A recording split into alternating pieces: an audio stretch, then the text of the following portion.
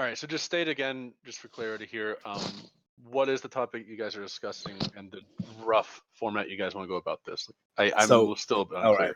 So the rough sketch of what we're going to do, we're going to talk about the merits of the nature of Scottish independence and Scottish nationalism. Now, there's a number of different topics relating to that, subtopics we'll go into.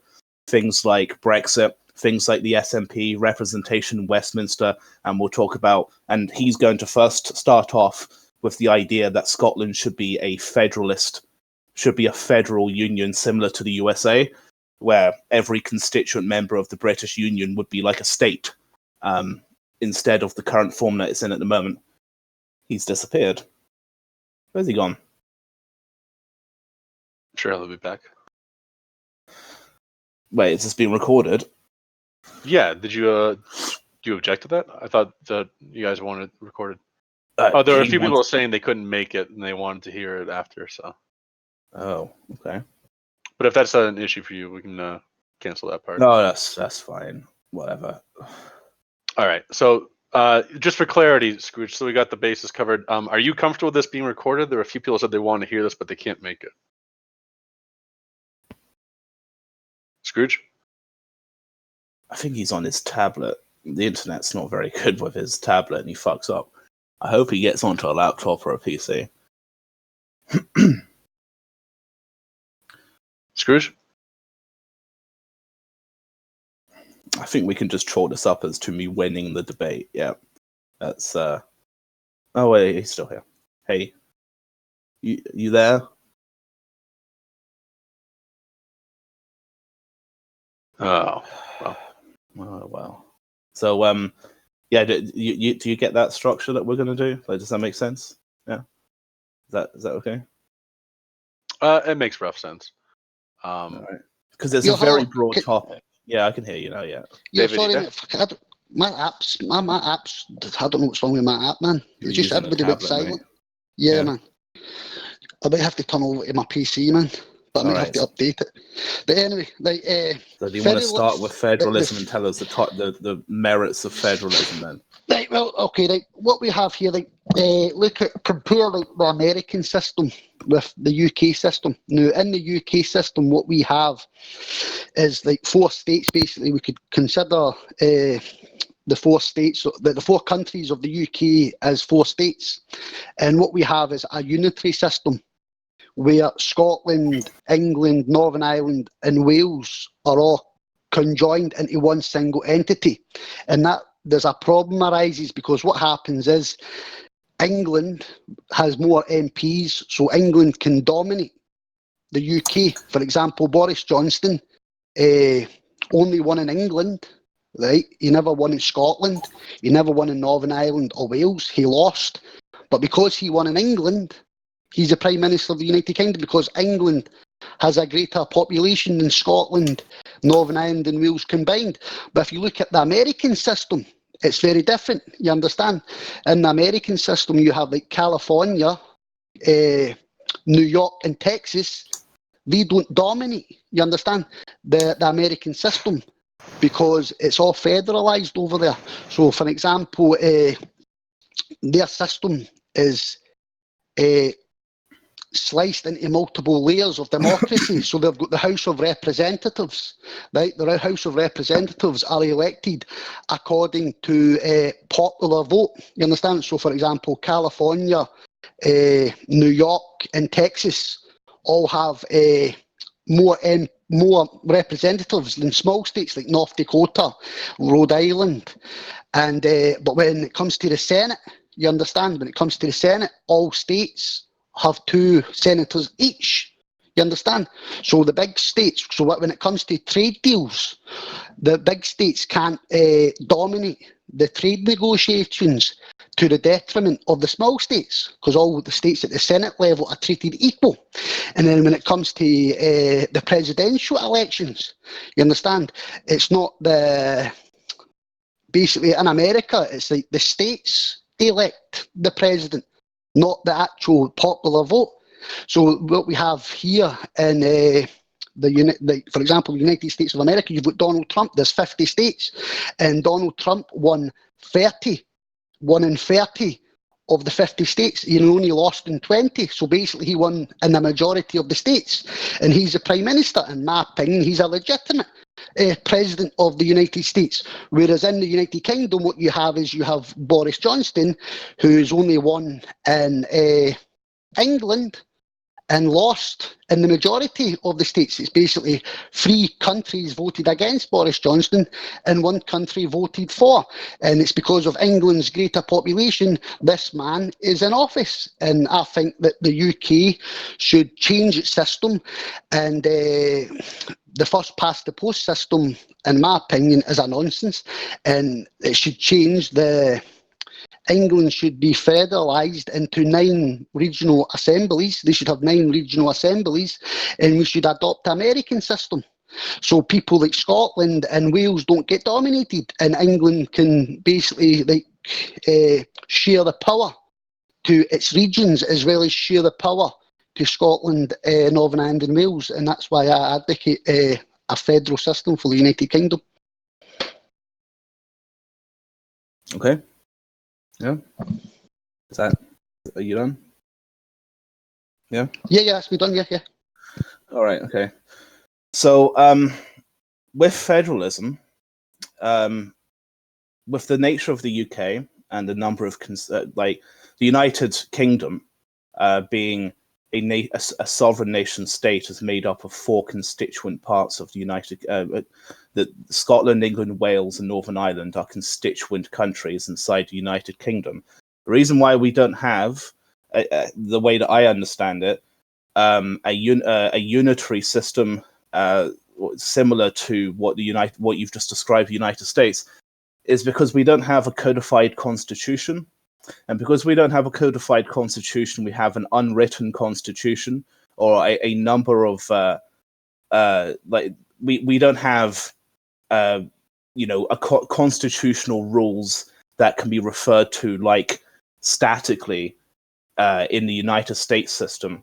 In the UK, we have a number of conventions, traditions, laws that are amended by. Is malleable. I mean, we are able to change, our laws and update the laws however we wish through the House of Commons. What you described with England having more MPs than the rest of the Scotland and Wales and Northern Ireland. I mean, Scotland there's only about 3 or 4 million people in Scotland, and the number of MPs that are in Scotland. Constituency boundaries are based on population areas within the country. So you'll see that the largest constituency seat in the country is in the Highlands because it covers so much territory where nobody lives. You'll have something similar in America when you have counties in places like Wyoming where there's only 10 people every 100 miles. There's not many people there, so there's 1 MP that represents practically the whole of Northwest Scotland. So when it comes to the number of MPs, that reflects representation when it comes to the House of Commons. To say that England has more MPs and therefore can dominate Scotland, well, I don't agree with your painting this in a way where somebody has actually got. Sorry, just a moment. All right, yeah. You're not painting it in a way where the UK, Westminster is where the House of Commons is, that represents everybody in the United Kingdom. That includes Scotland, Wales, and Northern Ireland. The Tories or the Conservatives, Boris Johnson has won a number of seats in Wales as of last month, in North Wales as well. We have a representative system inside our inside our system. In order for us to have a federalized system, it would require us to have a codified written constitution and a Supreme Court similar in the US, where it can actually read, it can interpret law if there's any kind of issues. But we don't have amendments like the Americans do, and it's not a system that would frankly work in that case unless you want do you want a codified constitution? Of course, yeah, I would like a national constitution for Scotland, England, Wales, and also a federal constitution for the actual federal government. All right. So wait. So the federal government would be constrained by a written constitution. Is that what you said? Yeah, the federal government would be constrained by a written constitution, but also the national governments of Scotland, England, and Wales, and obviously the regional assemblies of England would be constrained by a written constitution too. So you have a national constitution for the nations, and then you have a federal constitution for the federation. Okay. So if we went on to the representation and how, like, what, because I made notes of the points that you had made, and you referred to the first past the post system as well, where you feel as though it's not representative. But when it comes to constituency boundaries, it is very much representative of how many people are in an area of the country, and that matches up with seats. So it is relatively proportionate. With the trade deal issue that you've just mentioned, well, Scotland doesn't have the current legislative power to make their own trade deals with other countries. Like they delegate that to London, and then London represents, or Westminster represents, all countries inside the United Kingdom. So like you have your representation inside Westminster because you have about 48 seats, the majority of seats in Scotland. So you represent Scotland. When you go to Westminster, you're representing what the Scottish people want. And like, we can go into what the Scottish people want if you want.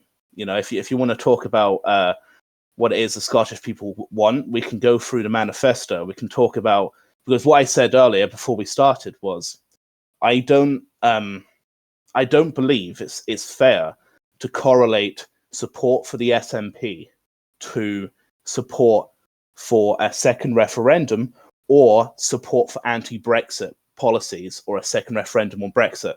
I believe firmly that instead the Scottish people support the SNP's social democratic policies. You know, that they've done a lot with things like the railways in Scotland as well. So, like, just to be clear with you, then, like, do you believe that a vote for the SNP is a direct vote for a second independence referendum? Well, basically, you've actually advocated for the abolition of the first past the post system, but you've not actually realised that you've done so. Because, for example, if we had a proportional representation system, then, as you know, the actual votes would have been counted according to the union or according to independence. But because it's the first past the post system, the democracy is corrupted. So we don't know the true nature of the votes. And that's the problem. Well, the majority of the seats inside the House of Commons of the UK, the majority of them are based in England. The reason why is because England is about 90% of the UK's total population. And as I've explained, like, there's areas of Scotland where very, very few people live. In northwest Scotland, in places like Shetland, there's only a few thousand people that live in northern Scotland, and there's like one city. So they're divided up into about 3 or 4 constituency seats. Because why would it be fair for them to have? Why would Scotland have the same number of seats as England has? England has more seats because there's more people there. No, that's not the proportional representation. Is not what you're misunderstanding what proportional representation is. See, for example, proportional representation is a proper system, right? Because it actually counts the votes that actually happened, right, nationwide, right? Whereas the first past the post system only counts the votes that happen within a political jurisdiction. You understand? Right, now, right, for example, So, for example, the SNP got 40%, you understand, of the vote. But because of the first past the post system, they have 80% of Scottish seats. So what we have here is a minority, right, having a majority of the seats. And that's the exact same in England. And the reason why the Conservatives of England are against proportional representation and they advocate the first past the post system is because they wouldn't currently be in power. You understand? Because at this moment, the Conservatives got 40% of the seats. Sorry, they got 40% of the vote, but they accumulated 54% of the seats. Now, under a proportional representation system, the SNP would get 40% of the vote, right, and 40% of the seats. Their seat count would align with their vote count. And that's the same as in England. The Conservatives got 44% of the vote in England, and they got 56. So what would happen in England? The Conservatives would have got 44% of the seats because they got 44% of the vote, and that's a proportional representation system. Yeah, the SNP advocate that system, but the Conservatives don't. And the reason why the Conservatives do not advocate that system is because they know they would lose the election. Yeah, so with the proportional representation issue, there's a number of issues with that because proportional representation ignores issues of localism or campaigning on a local level. If you have a system where seats are assigned based on popular vote in a region, the people wouldn't be able to campaign on local issues that may only pertain to people within a certain area of that region. Any environmental issues, any kind of issues with the council, any kind of issues when it comes to transport or pollution, these kind of things that are affecting a specific community, fishing communities, farming communities, cities, towns. And so the proportional representation system is simply based on assignment of seats based on the region on popular vote. But the advantageous part of the first past the post system is that it's based on the seats are based on local areas that people identify with and are part of. And so if there is an issue for a particular area, like where I live in Southampton, when it comes to dockyards and ports and such, or crime, then somebody has to campaign in that specific area of that specific city in order for them to win over the hearts and minds of the people who are in that area. The PR vote system would simply mean that people from the wide south coast area of the country would be all thrown in with one and part of the same regional area, and then you're assigned seats. And then part of the party list system. And usually most of the time in the PR system, you don't have a choice of who's on the list, and the party themselves assign it. So it's not a necessarily fair system. No, see, again, you've actually misunderstood what the proportional representation system is. I know what PR is. No, I know what PR is. I'll describe it to you if you want, and you can pick up if you really want to. Okay, fine. Let me explain. Yeah. Let me explain. Right. In the Scottish Parliament, right, proportional representation, right, takes into account the first past the post system. You understand? You don't have PR in Scotland. You have AMS. We have proportional representation. I'm pretty sure you have AMS, Associate Member Mixed System. I'm pretty sure that's what you have for your assembly. It could be that. Well, my interpretation, well, maybe I'm the one, and I concede maybe I'm the one that's misinterpreting and misunderstanding the proportional representation system. But what I want is that, well, maybe I concede and you're correct on that. So if that is the case, but so the Scottish Parliament system. So you know what I mean by when I say the Scottish Parliament system.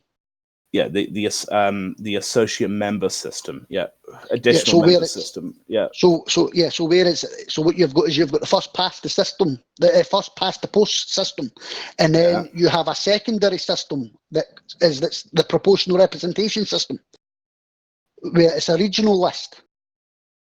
No. You like for different systems of voting, you have first past the post.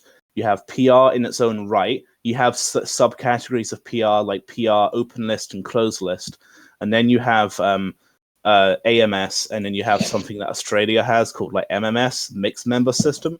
But these, and then you have STV as well, single transferable vote.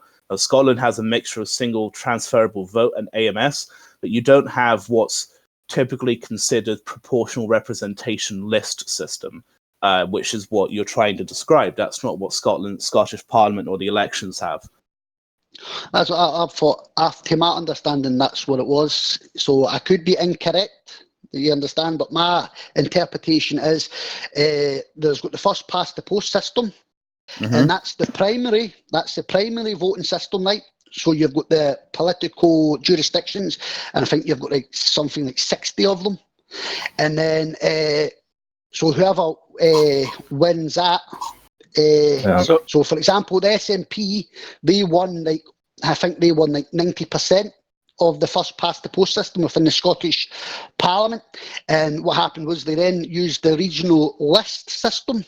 And I thought it was proportional representation that they applied, because what you had is the Conservatives had 20% of the votes, I think, and they got 20% of the seats, or something like that, in the Labour. So I'm sure it was proportional representation. All right, but I could so be I'll incorrect. post it. I'm not Sorry, entirely go ahead, sure. Tim. Well, real quick, I don't think we need to get into like what it is. It seems like there's some confusion or disagreement about what it currently is.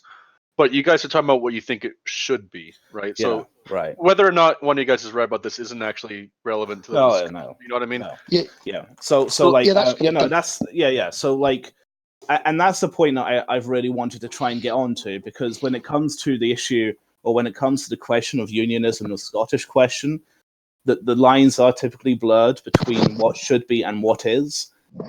And so like when we try to discuss the merits of Scottish independence, the merits of Scotland wanting a second referendum and whether it's justified. Like at the moment, the current political scene at the moment after our general election is the SNP won the majority of seats. They won 49 out of, I think it's 59 seats in Scotland. So they won the vast majority of the seats. Now their manifesto includes a second independence referendum. Now their party they agreed inside their own conference. They agreed with their own. They created a policy which means that if they win the most number of seats, then Scotland will push for a second referendum. So the SNP technically do have a mandate to request a second referendum. So the question now becomes, like, the problem here is that Boris Johnson and the Conservative Party are the governing party, and we're a unionist party, and we disagree on the idea of giving Scotland a second referendum, because we had given Scotland a second referendum in 2014, and Scotland voted to stay inside the union. So so now, if we were to talk about that, we can go through that with you, David. Yeah, well, what I'll do is I'll end my. We're on the federation question, so I'll give my final statement on federalisation and why it should be the case, and then after that we'll move on to the merits of Scottish independence itself. All right. Well, for example, as you know,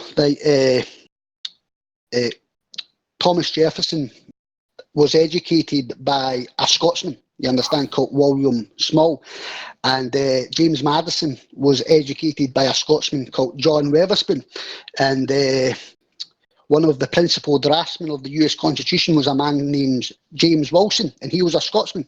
So the American founding fathers understood the Scottish question when they were creating their federation, you understand?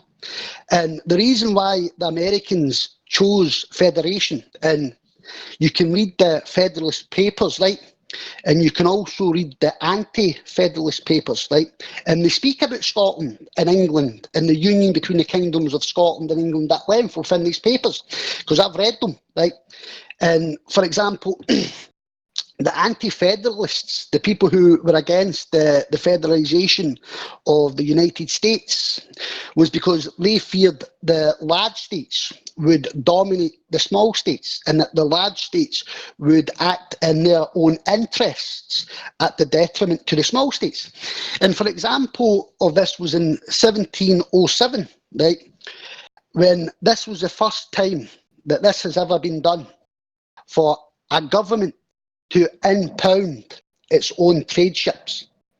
Now, in 1704, there was a French author called Jean Baptiste, and he wrote, because at that time Scotland and England were speaking about unifying into Great Britain, and John Baptiste, this French diplomat, said that if Scotland was given free access to the English markets, because at that time England's market was 6 times the size of the Scottish market. So that was one of the reasons why Scotland surrendered its independence, you understand, because it wanted access to English markets, and then England was expanding its colonies like America and India. So Scotland surrendered its independence to access that, right? And this John Baptiste person said, if Scotland was to enter into a union and England was to allow Scotland free access to English markets, Scottish traders would dominate England economically. In 1707, that is exactly what happened. What happened was 40 ships, you understand, from Scotland. At this time, 1707, Scotland and England have now unified, right? So there's no tariffs and no custom duties placed on Scottish goods. So in 1707, just a couple of months after the Union was enacted, 40 Scottish trade ships entered up the River Thames, right? And they were selling their goods 50% cheaper than English goods, because Scotland had an abundance of resources, so it could sell. Scotland could afford to sell its resources cheaper than English goods. So English traders started to complain. So the English traders went to the British Parliament, where the English MPs were the majority, and started to complain to the English MPs.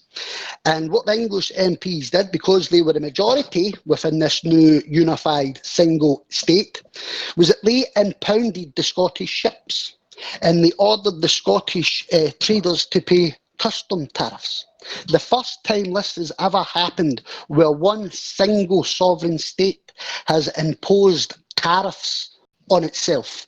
You understand? Because and then they also sent the British Navy, allegedly, to the Scottish-English border to stop Scottish traders, you understand, entering into England. And obviously the Scottish members of Parliament protested. They were saying that Scotland and England have now unified into Great Britain. The Treaty of Union says Scottish ships are now British ships. Why are you placing tariffs on our ships?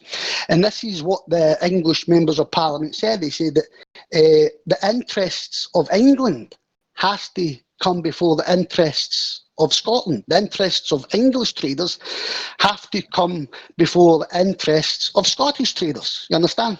And of course it went to the Privy Council, and Queen Anne ordered the British government to unpound the ships. But that was an example of what could happen. You understand?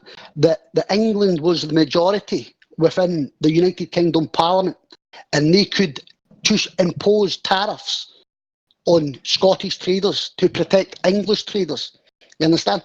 And then obviously when it came to the timber trade years later, they actually banned the Scottish timber trade.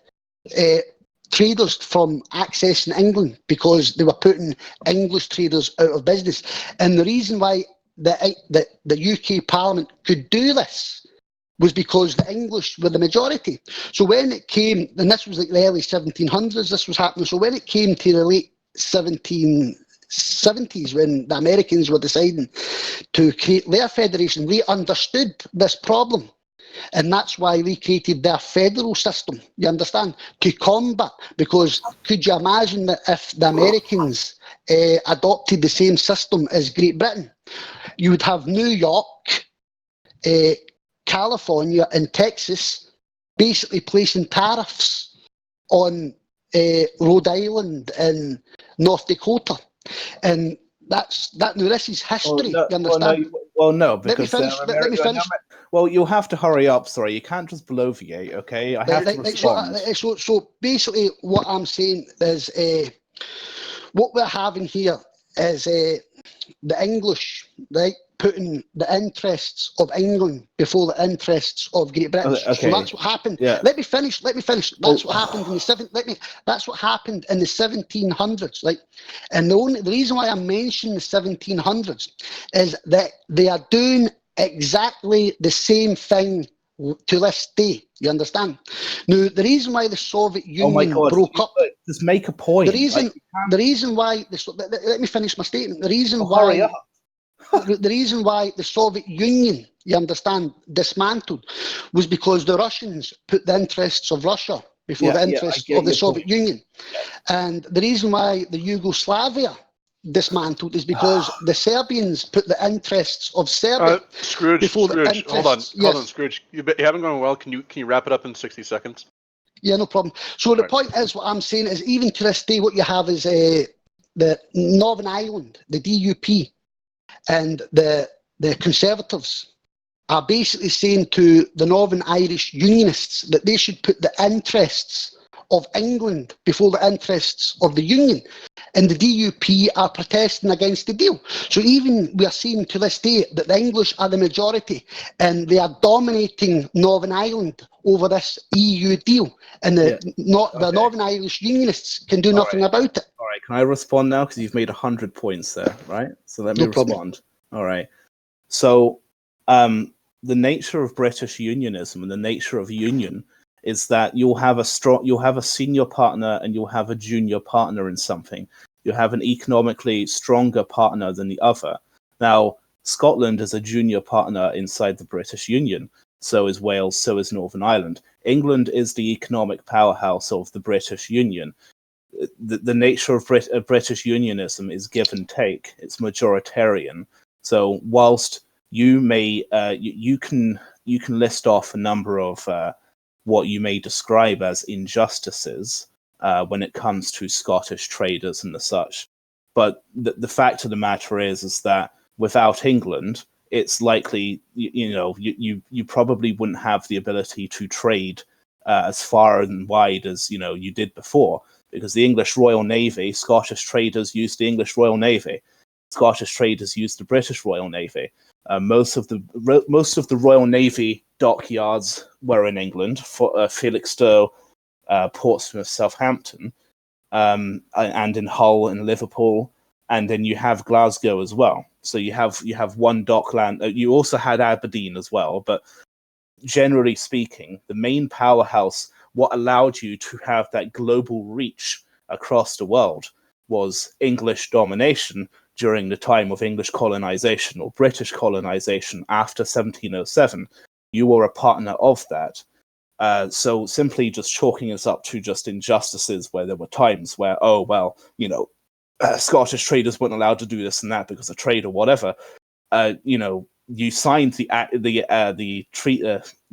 of Union. There are some things you may need to give up, but you have internal acts.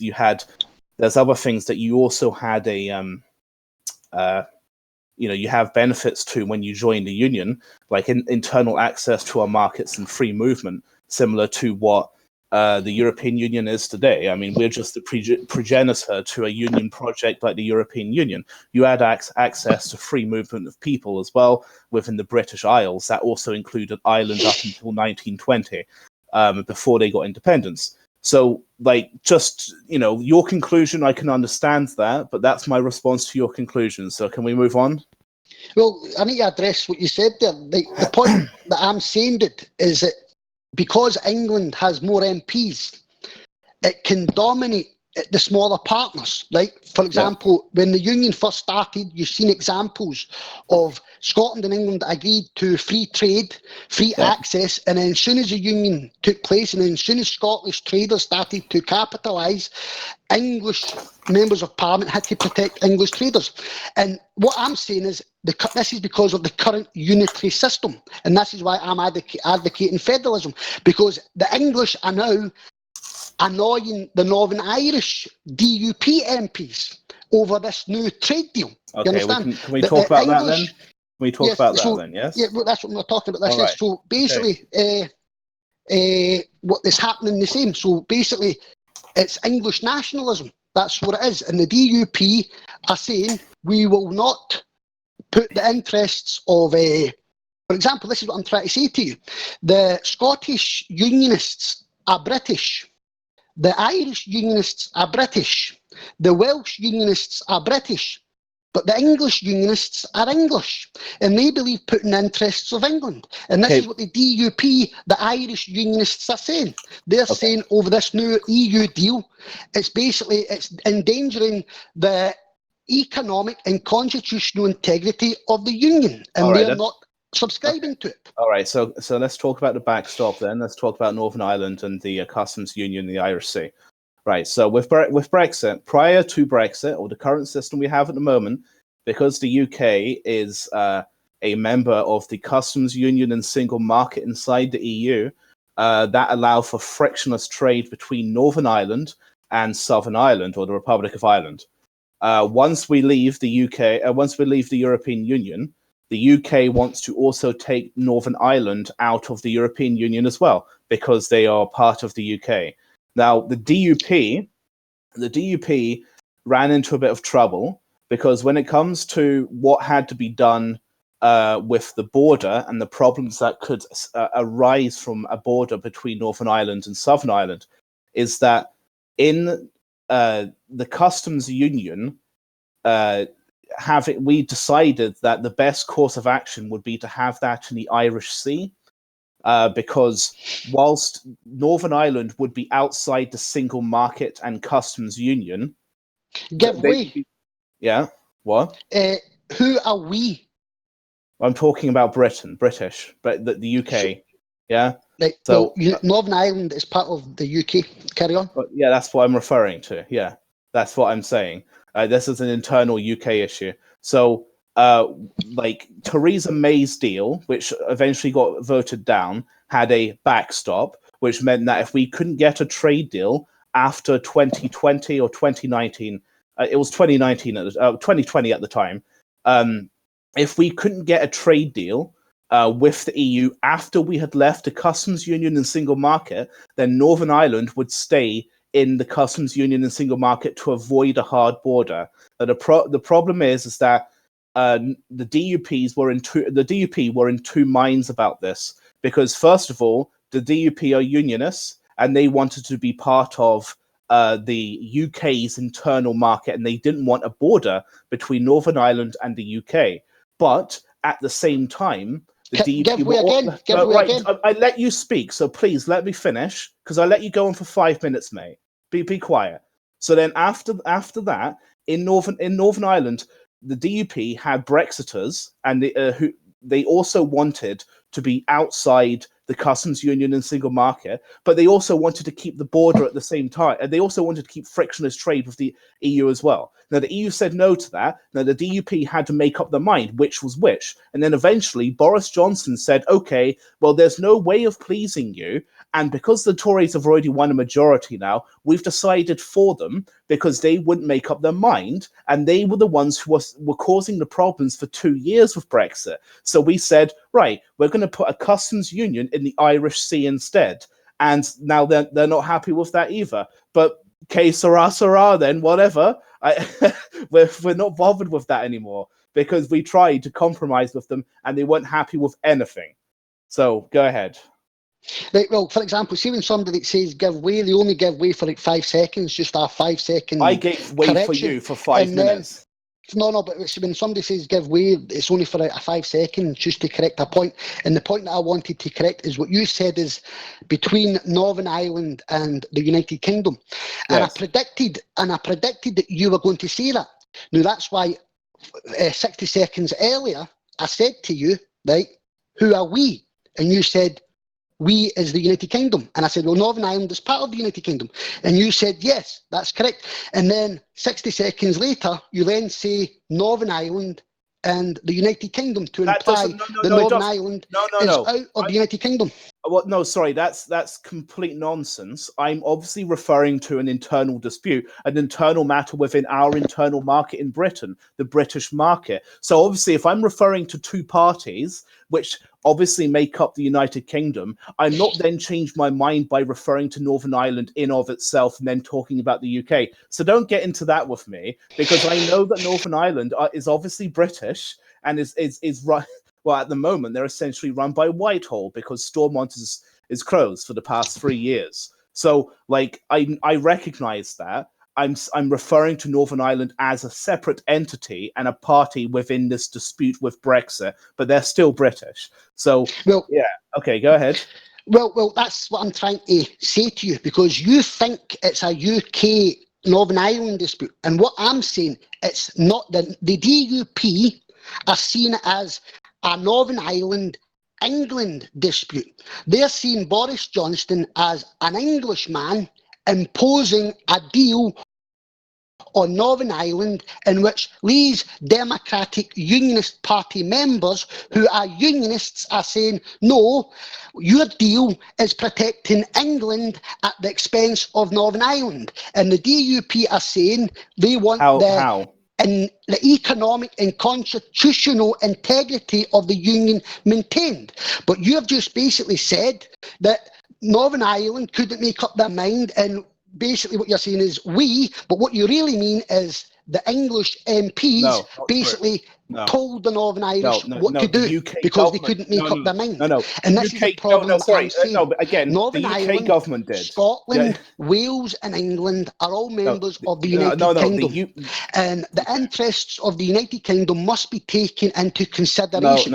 And members of Scotland, members of Northern Ireland, members of Wales and members of England should all be invited to a single table and negotiate these things. There's no protocol for that.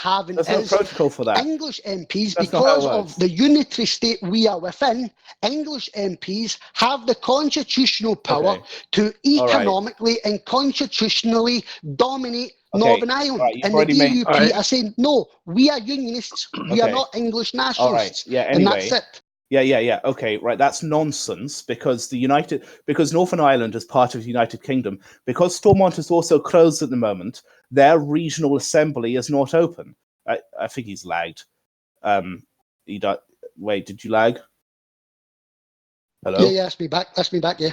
All right. So, Northern Ireland, what you've just said there is nonsense, and I'll tell you why.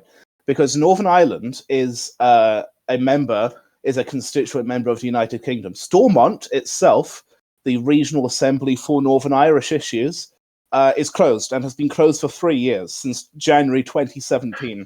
They are currently run directly by Whitehall, and they are run by the British government. So you're using separatist tactics here and verbiage to make it seem as though England is trying to dominate over Northern Ireland, which is total nonsense because it's a British government, not an English government, and the people within the people within Westminster and in the cabinet, they may be English, but to infer that because they are English, they are only representing the self-interest of England is utter nonsense, because there are English MPs in Scotland, there are Scottish MPs in England. This whole idea that England is trying to step on or trample over Northern Ireland's sovereignty is total nonsense, because we represent the views when it comes to foreign affairs. With our Foreign Office, what we have with the Foreign Secretary represents the interests of every member state of the United Kingdom as a whole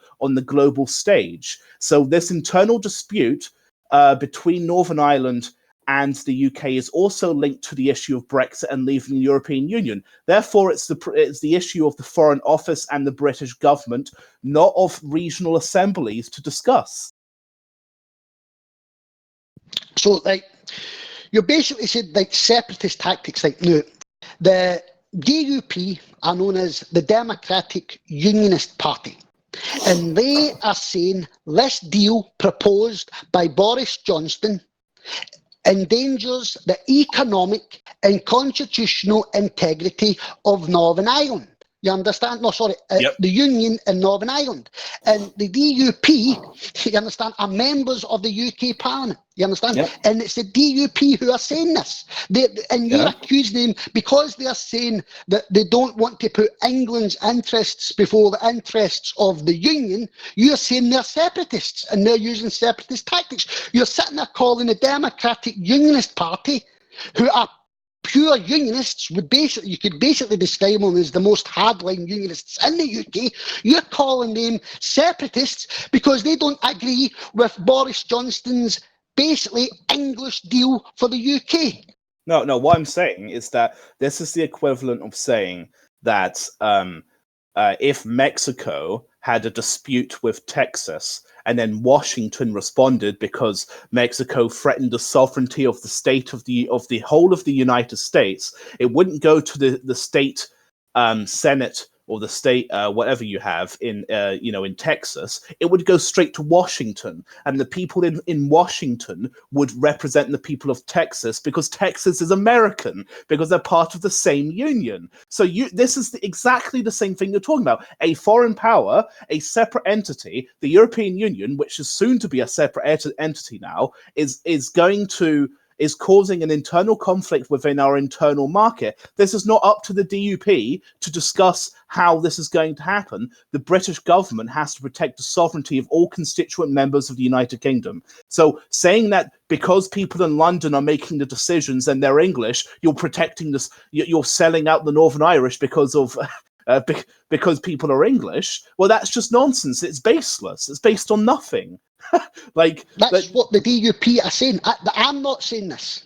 I'm looking at this from a Scottish perspective, and I'm looking at these Northern Irish politicians, and I'm looking at these English politicians, and I'm seeing a dispute. And the Northern Irish politicians are saying this deal is an English deal for the whole of the United Kingdom, and it is a deal to the detriment to Northern Ireland, and they're saying that they want to protect Northern Ireland's place within the United Kingdom. All right. And you're basically saying that their votes don't mean anything because it's the British government in England that decides for Northern Ireland. Right. And the Northern Irish people, the representatives, are saying, no, we don't agree, because this is putting the interests of England before the interests of the Union. This is what the DUP are saying, not me, the DUP. All right, so I'll explain why this is not just a Northern Irish issue. This is an issue to do with access to the internal British market when it comes to goods and services, because as much noise has been made, about the backstop, about the relationship between Northern Ireland and Southern Ireland. After Brexit, we're going to have a border in one way or the other between the UK and the European Union. Now, there were fears that what was going to happen was, if Northern Ireland was to stay in the customs union and single market, that would mean that Northern Ireland would also have to sign up to the principle of free movement within the European Union. But then the rest of the UK, because we would have been out and it was a Northern Ireland only backstop, that meant people could, say if you're from Eastern Europe and you wanted to get into the UK, you would go into Southern Ireland and then simply walk across the border because there's no border infrastructure. Then you'll be in British soil, and then you'll just get an intra-connecting UK flight into the UK and fly over to London, and then you're fine. So this was not just a Northern Irish issue. This was an issue protecting our market, the whole of the United Kingdom, not just England. It was not just protecting English interests. It was also Wales and Scotland because you're all part of the same internal market, the common market inside the UK, and also because Ireland has a what's called the Common Travel Area or the CTA. It meant that people could have just flown to Ireland and then flown in or gotten on a plane from Dublin or Belfast and gone over to London. So yes, the British government had to make a decision, and I'll tell you why we made a decision eventually. Don't try and pretend like we didn't speak to Northern Ireland and the DUP for the past 3 years, because from 2017 to 2019, we did have a discussion with them. They were our partners. We had a confidence and supply vote inside Parliament, and we had to make compromise after compromise. They did not like any deal that was on the table when it came to Brexit. They did not accept any deal. They didn't accept a Northern Ireland only backstop. They didn't accept a UK a whole pan-UK backstop if we didn't have a trade deal. They even said that they would prefer staying inside the EU than having a hard border. So they didn't want a hard border. They didn't want to be part of the UK internal union because there was a hard border. They didn't want to be part of Ireland as well. They didn't want to be part of the EU. So what do they want? We had to make the decision because they were just floundering. There were 7 MPs. I think it's 7 or maybe 9 MPs inside Parliament for the Northern Ireland. And the UK has to protect the whole of the UK's interests, the union's interests. And then we decided, well, okay, we've won this election now. The Conservative Party has won an election on getting Brexit done and leaving after January the 31st. So they're going to accept this deal, whether they like it or not. And that's not stamping all over them. We tried to compromise and they refused to compromise, and they've been burned for it. So that's my take on it. But yeah. Well, this is the problem. This is why I'm advocating that federalising England, because what we have here is English MPs elected in England deciding what is best for the United Kingdom as a whole. Now, you've conceded that the Democratic Unionist Party, hardline unionists, who believe in the economic and constitutional integrity of the United Kingdom, totally disagree with this deal. So Northern Ireland disagrees with this deal. It is a self-evident truth that Scotland disagrees with this deal. Wales disagrees with this deal. The only country in the United Kingdom that agrees to this deal is England and the English, and more specifically, the Conservatives. Does Wales disagree? Yeah, because, Wales disagrees too. I don't know. If you look at the Welsh Assembly, look at the Senate that they've called it now.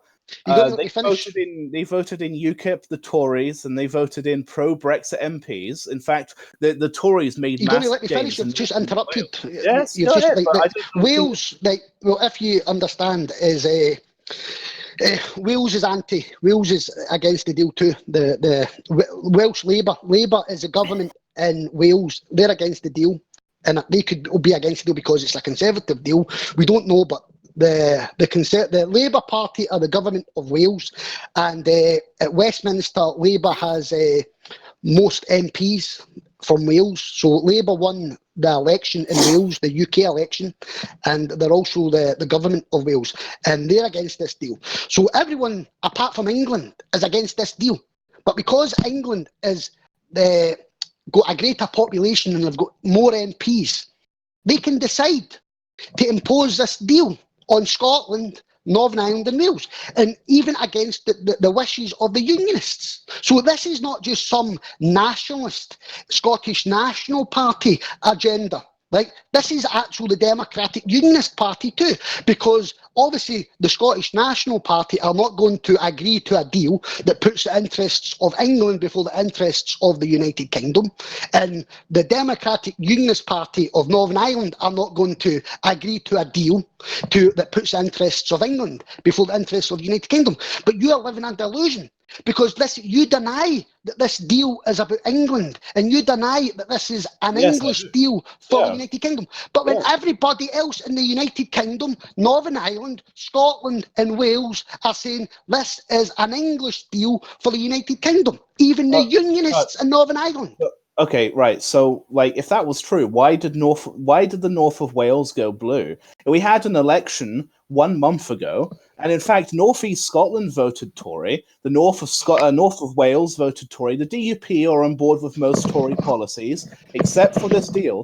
But when it comes to the deal, surely what I would say is that in Wales, in particular, in the north of Wales, and in the north of England, and also northeastern Scotland. That was and the borders as well, by the way, of Scotland. They voted in favour of the deal. So there are people in Scotland, there are people in Wales, and there are people in England that did vote in favour of the deal because the agenda and the manifesto of the Tory party and Boris Johnson that we heard constantly for a month or two was to get Brexit done. And he said over and over again that if you elect me, I am going to put forward that bill to the House of Commons and we'll leave in January. And then guess what? We won an 80-seat majority. We won in the north of England, but we also won in North Wales and we won some in Scotland as well. 8 seats in Scotland. So yes, there are people who vote on each side. This is not an England-only matter. As much as you want to pretend, this is not an England-only deal. It protects the whole of the United Kingdom. Can I address your point? Like, first of all, like, I concede, like, Scottish representatives did vote for this deal, right? But they were a minority. The vast majority of the Scottish representation at the UK Parliament are Scottish National Party. You understand? And they represent 80% of the seats. So the majority, you understand, are against this deal. But I concede there is a minority. There is a minority that are for it. And the same in Northern Ireland. You understand? There is people in Northern Ireland who are for this deal. But the majority of the unionists in Northern Ireland are against this deal.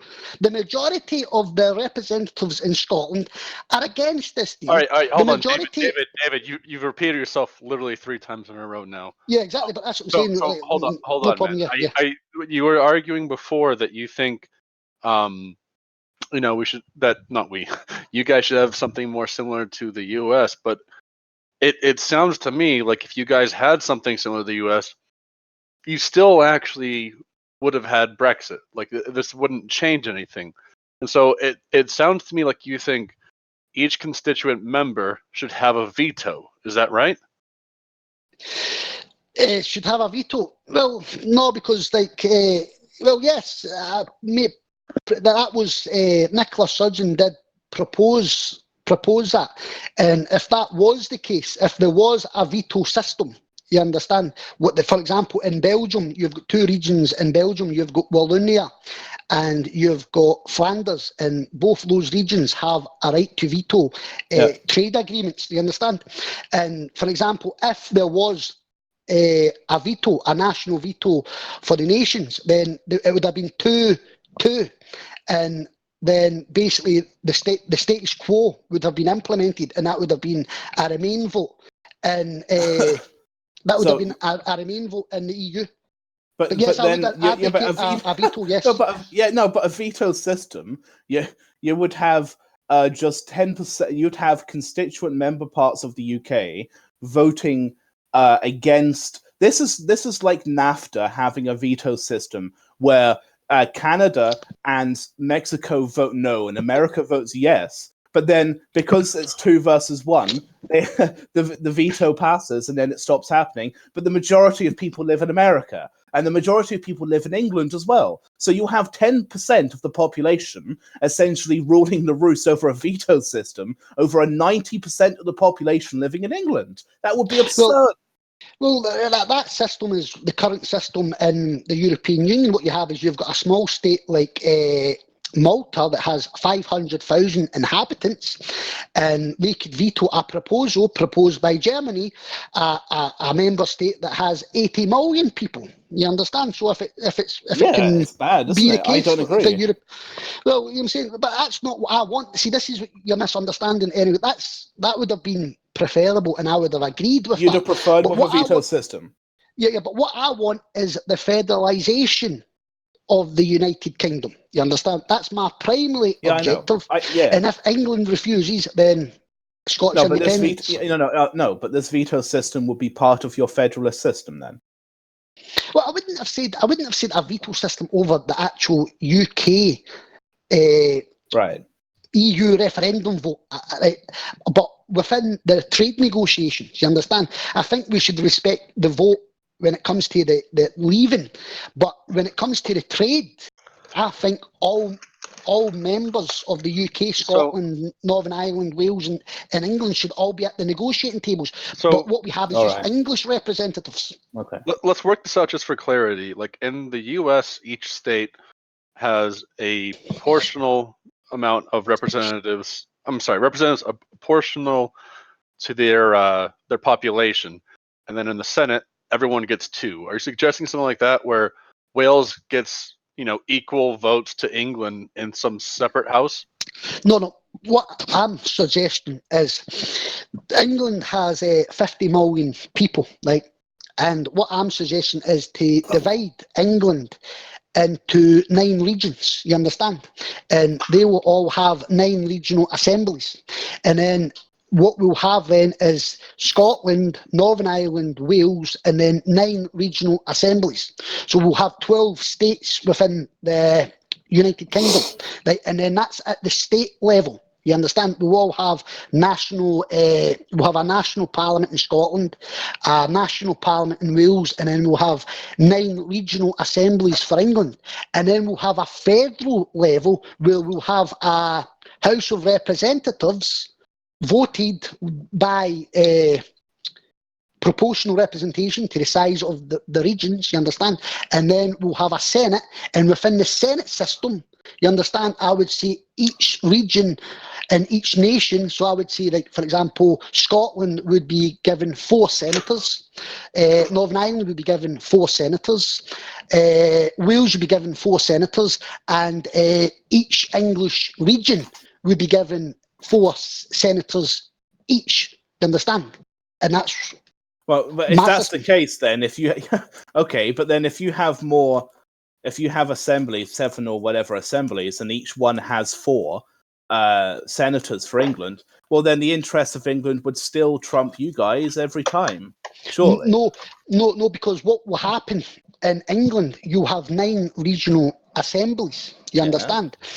And what I would think would happen is that the northern regions would vote Labour governments and the southern regions will vote Conservative governments, and the northern regions will act in the interests of Labour policies and the Conservatives would act in the interests of Conservative policies.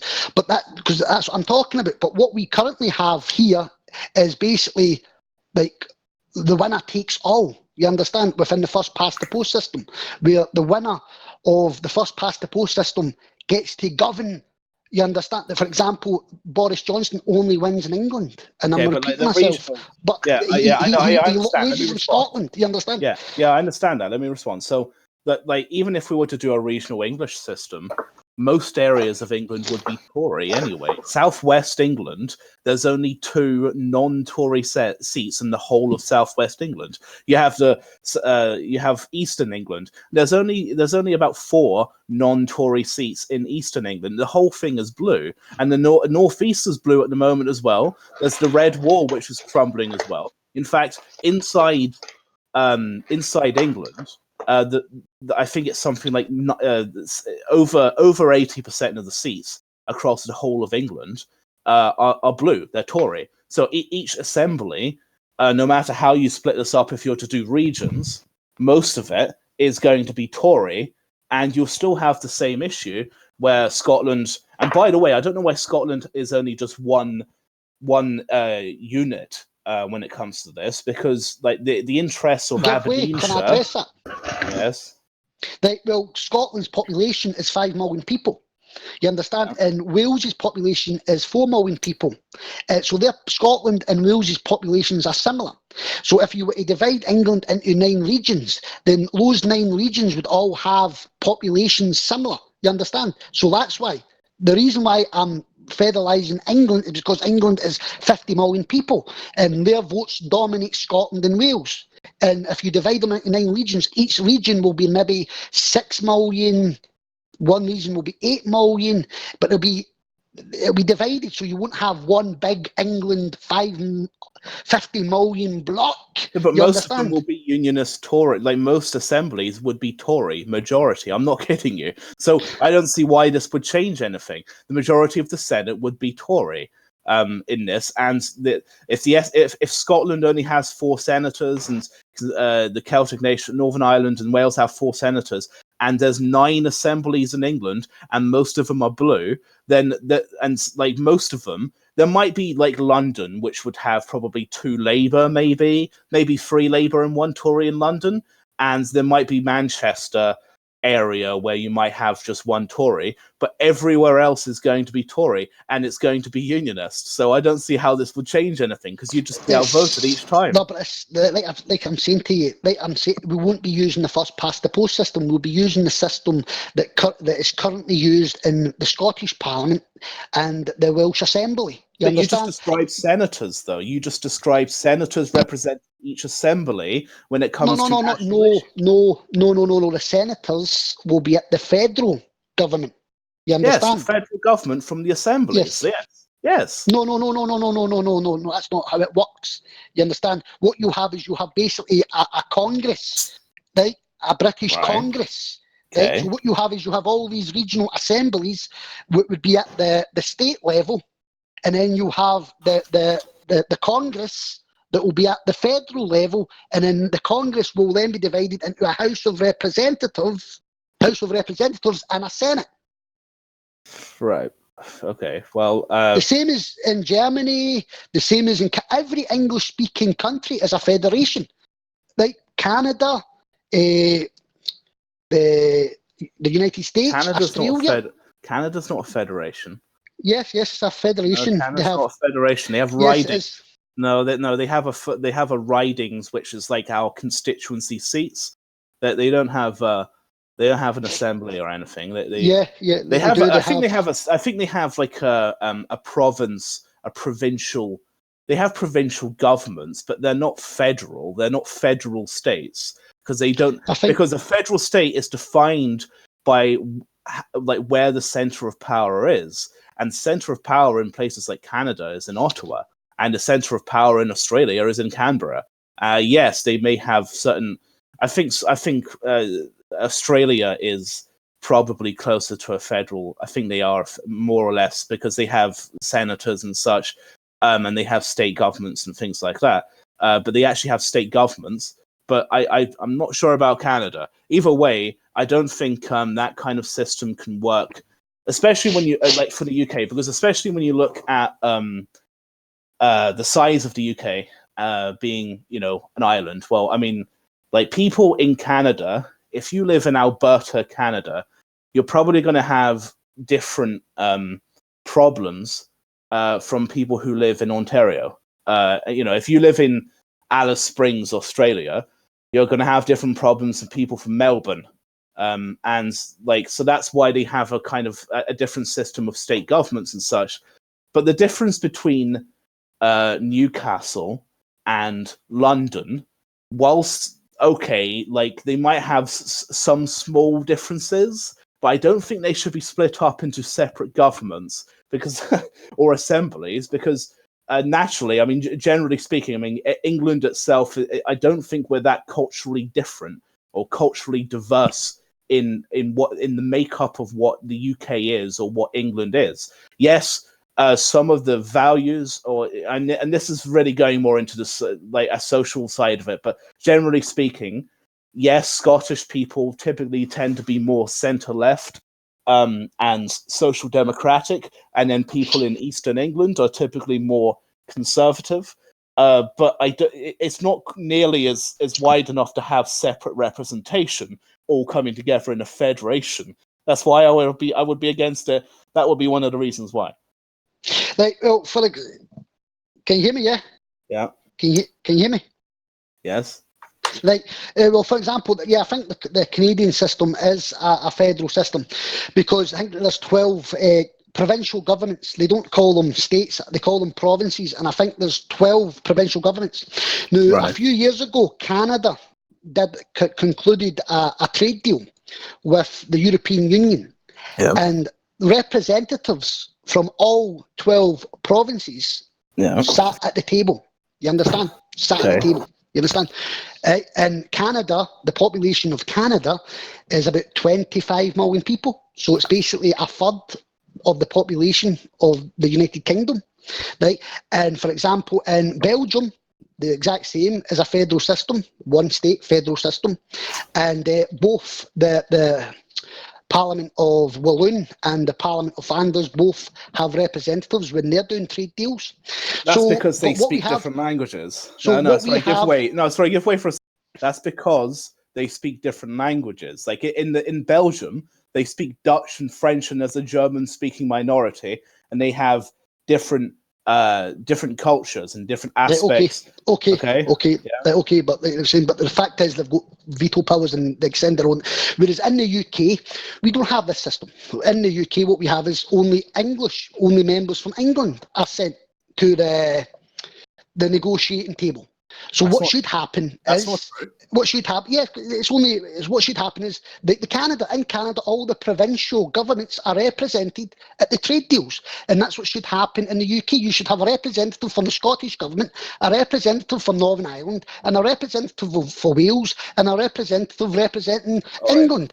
Okay. All four, and that's why I want a federalisation system. All right. So like there's a point here is that you seem to be confusing party representation with population electorate representation, because in Canada, like the central government inside Ottawa, their government is the Liberal Party, so they don't speak to, because at the moment, places like I think Saskatchewan and in Alberta, those places are conservative and they have conservative provincial governments, but they're not represented in the Liberal government when it comes to overseas trade, because the Canadian government sent over a Liberal Party over to Europe to set up the Canadian European trade agreement. So when they set up CETA and when they discussed it,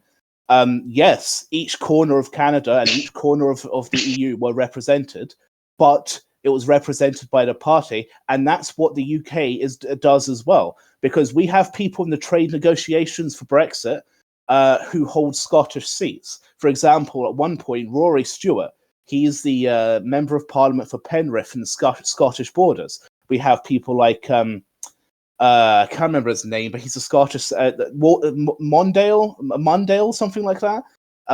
He's a Scottish Tory MP. We have Scottish Tory MPs in the cabinet who are part of the Foreign Office and represent the UK overseas. What you're arguing here or confusing is SNP representation to national electorate representation based on geographic location. And so people inside the government are Scottish and they're Welsh, and they also represent their constituencies overseas as well when they're doing trade deals. Well, can you hear me? Yeah. Yes. My understanding of it, all 12 provincial governments had representation, regardless of, because it was a provincial level, it was for the interests of each specific province, and that's my interpretation. You're saying that it was political parties. I don't know. My understanding is all 12 provinces had representation.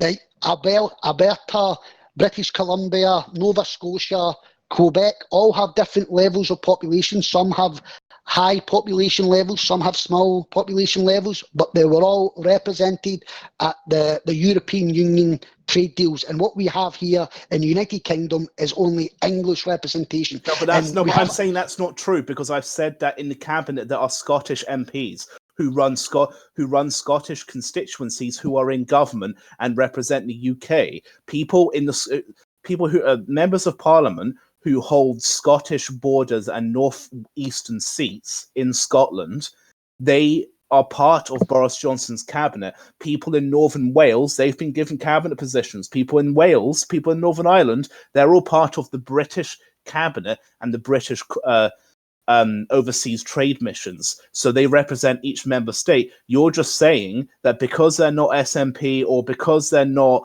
from the party that's most popular in that region, they're not representative. But that's just not true. That's just simply... What I'm saying, what Yeah. I'm saying is the Scottish Government is not represented. The Northern Ireland Assembly is not represented, and the Welsh Assembly is not represented. And this is where we have a problem with the DUP. Now, this is the problem. You understand? Is see if the DUP were at the trade negotiation tables and representing Northern Ireland, we wouldn't be having this problem. But the problem is English MPs are going over to the European Union, negotiating deals without getting the backing of Northern Ireland, Scotland or Wales. And we create a situation where Northern Ireland, it comes back to the UK, it gets voted on, and the DUP say, we don't accept this. The reason why they don't accept this is if they were at the table negotiating, then they would have negotiated a deal that they would have accepted. But basically what you have is English MPs representing the UK negotiating a deal that protects the interests of England to the detriment of Scotland, Northern Ireland and Wales. And that's the problem. That's just not true. Theresa May's government. So? I'll explain it to you. Theresa May. There were clear examples during the negotiations of the withdrawal agreement with Brussels, where Theresa May and her Brexit team, they were very close to getting a withdrawal agreement with Brussels, but we delegated or we referred some of this to the DUP, because there were even times, in fact, in 2018, September 2018, where Theresa May was very close to getting this withdrawal agreement signed up to, but she had asked the DUP because over the customs union issue. She asked the leader of the DUP, Arlene Foster, and Arlene Foster said no. So that's DUP putting in their input, and we had to change it so that they were being represented at that level, because we had asked them and we went back to the drawing board over it. But having a physical presence at the table, it's not necessary. Sorry, are you there? Have you lagged again? I think he's lagged again. That's him with his tablet. I mean, I am keen to move on here a little bit because we seem to be going around in circles a little bit here. I hope it's not too boring for people who've actually stayed and listened to this. It's only moderately boring. I can sustain it. Oh dear. Yeah, no, he uses language which is just, oh my god, I can't stand it. Fucking hell. Like, it's all just us and them and everything, and it's, oh my god. I guess it's just a difference of opinion, really.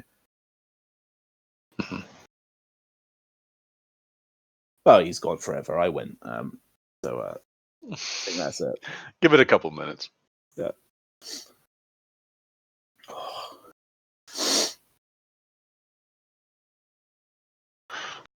But yeah, Scottish people are represented at cabinet level in Brussels, in the EU. He's just saying this because the SNP are an opposition party and they don't agree with the Tories. So he feels like Scottish people aren't being represented because he's mixing the two together. Like, it's like saying, the Democrats aren't represented, therefore California is not represented. It's just nonsense. Yeah, I do think he's making a mistake where he's it sounds like he's roughly saying they're not getting their way, so they're not represented. Like, I mean, if you had a token representation, like it wouldn't make any difference. Like, that's not what it means to be represented. Well, England represent doesn't mean you get your way. Oh yeah, I mean, England doesn't have doesn't represent itself. Yeah, I still can't hear you. Hold on. All right, go ahead, Scottish. Hello, can you hear me now? Yeah. Yeah, no problem. So did you hear that? Well, no, I've never had to jump out the chat and come back in. All right, so let me just reset, and then this is my conclusion. I'm just concluding this, and I'll be short on representation within the Brexit negotiations does not mean that you don't need an opposition party to represent a region that overwhelmingly voted for that party, because for Scotland, we have a British Conservative government. Because we have a British Conservative government, we're going to go through with a policy agenda formulated under the banner of conservatism. And because it's the British Unionist Conservative Party, we're going to represent all people of the United Kingdom. Oh, for fuck's sake, has he gone again? Good lord. Bet he has a fucking iPad as well. If he comes back, we gotta ask him to use some other device. It's a bit much. Who the fuck is going to watch this recording? There was someone who said that they're interested in watching it. No. They'll give it 2 minutes and they'll be like, nope. Thing is that, I mean, it's not like we're going to come to any kind of agreement. We're not going to come to any agreement or conclusion. Really, we're just talking to an audience here. Like, you know? Well, that's kind of how it always is. Like, Yeah. I don't know, man. Like, people still debate abortion, man. Like, Yeah. you're not going to have like one final and like solve everything. That's not how shit works.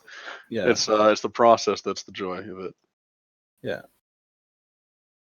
All right. Hey, Scottish, I'm going to mute you. Excuse me. Do you have another device you can use?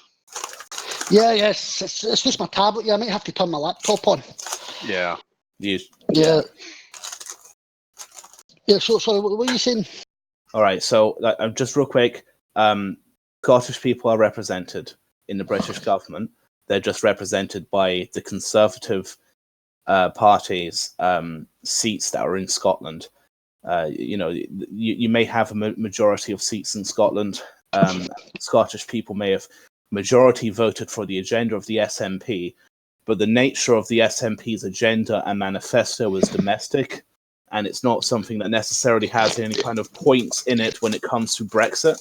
I don't think they even talked anything about I don't even think their manifesto said anything about Northern Ireland, about trade, about post-trade deals and things like that. Because, well, they're a Scotland-only domestic party, aren't they?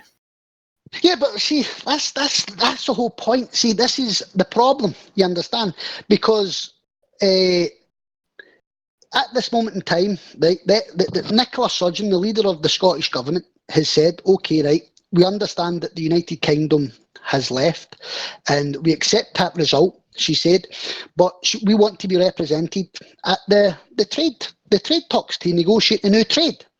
And what a sensible person would do is like, well, if Nicola Sturgeon is at the negotiating table with us negotiating this trade deal, then there'll be no reason for Scotland to have a grievance of being dragged out the European Union against its will if they're represented. You understand? And the SNP, it would be impossible for the SNP at Westminster to vote down, you understand, a deal that they basically helped draft. And that's the exact same in Northern Ireland. But what we have here is it's just, and you're failing to understand, and what we'll do is we'll basically get onto the Scottish independence question now.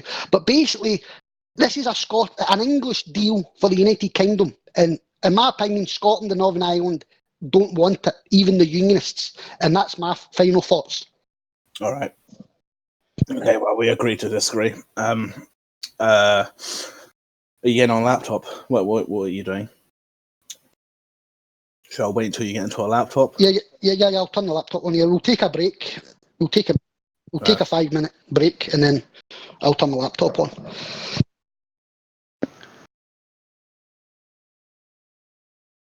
All right. Take a little fiver.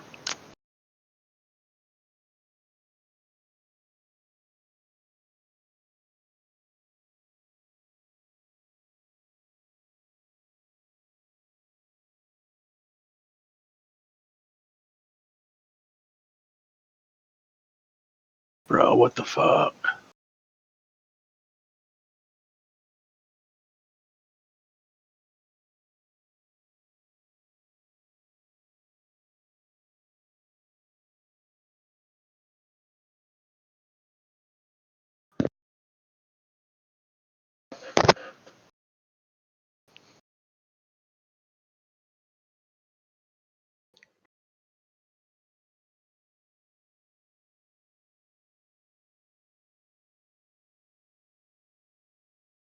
So you guys just covered stuff about representation, and next you want to talk about independence. Yo, you there, Tim? Yeah.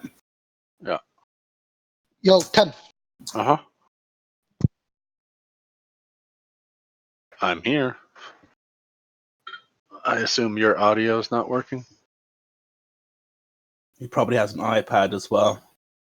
Disgusting. Probably spent like $1,000 on it. Yeah. I saw something about how the latest MacBook, like if you get everything, if you tick every single box, right, and you get the whole thing with it, it can cost up to something like $200,000. It's ridiculous. But yeah. Do you have a Mac, Tim? Nope. Oh, good. Got a ThinkPad recently. ThinkPad Master Race. The hell is a ThinkPad? It's a meme laptop. It's a really rugged laptop. It can last years.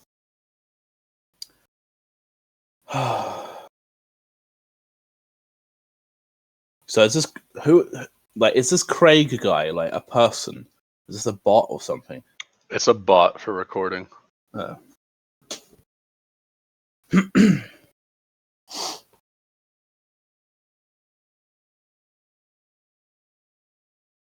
Oh my gosh, this is actually gonna fucking work.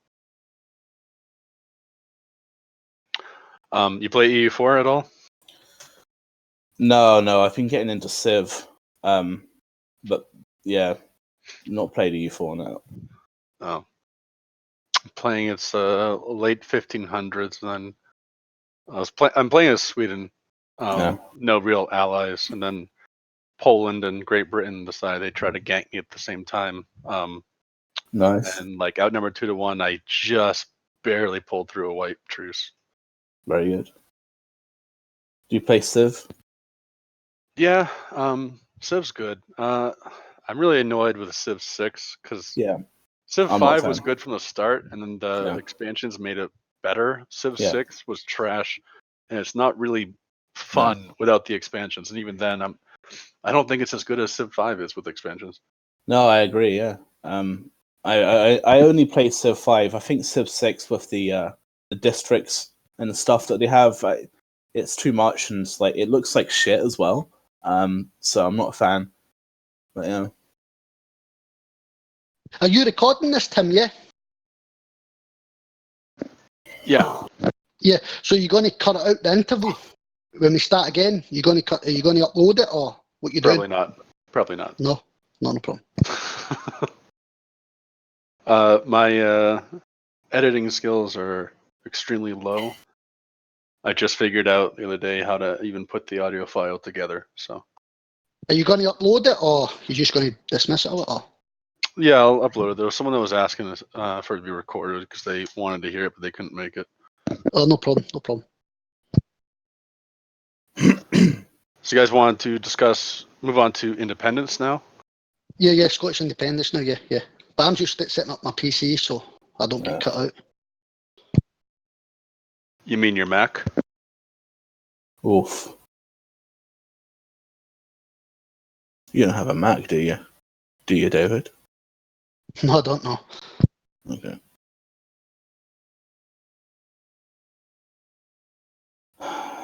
And just as a point here, which is kind of related, but the ex-SMP leader, he is a rapist. I'm not joking either. Dude, don't degrade your argument by don't degrade and I just feel like it's necessary. I'm not saying that it's going to linking anything. I'm just saying that this is the man who brought about Scottish nationalism, but well, now he's in court and he could be looking at 15 years. But yeah, look it up. Well, I mean, if he's in court, it's not really. It's just an accusation. I'm not going to speak about it. It's a current court case going on. It's a current court case, so I'm not going to speak about it. Yeah, no, none of you guys like to talk about it, do you? I don't know why Right. you always automatically assume that I'm SNP. You said yourself you're an SNP man multiple times. Me. Not Yeah. You said that. I vote SNP, you understand, but I'm not a member, and I disagree with most of their policies. Part and Tories and all of that, yeah. So apart from independence, is the SNP really that united on policies? I thought they just were like mainly a one-issue party, and they have plenty disagreements on other stuff. Funnily enough, from what I understand and from what I've read, there is disagreement in the SNP, ideological differences between left and right, because they're united on the one issue, but on a lot of other things, some of them are social democrats, and some of them are there's a disagreement on what they want their currency to be after if they leave the UK. Some of them want the euro, some of them want their own currency, and yeah, some of them want the pound. So if they have another vote, like Brexit, to leave the UK, what's that going to be called? Skexit? Skexit, yeah. Sounds like that's the Skeksis. Yeah. And that's the point I will bring up as well about how, well, they call it independence, but they'll be joining the EU after they've left. So not really free, but we'll get to that.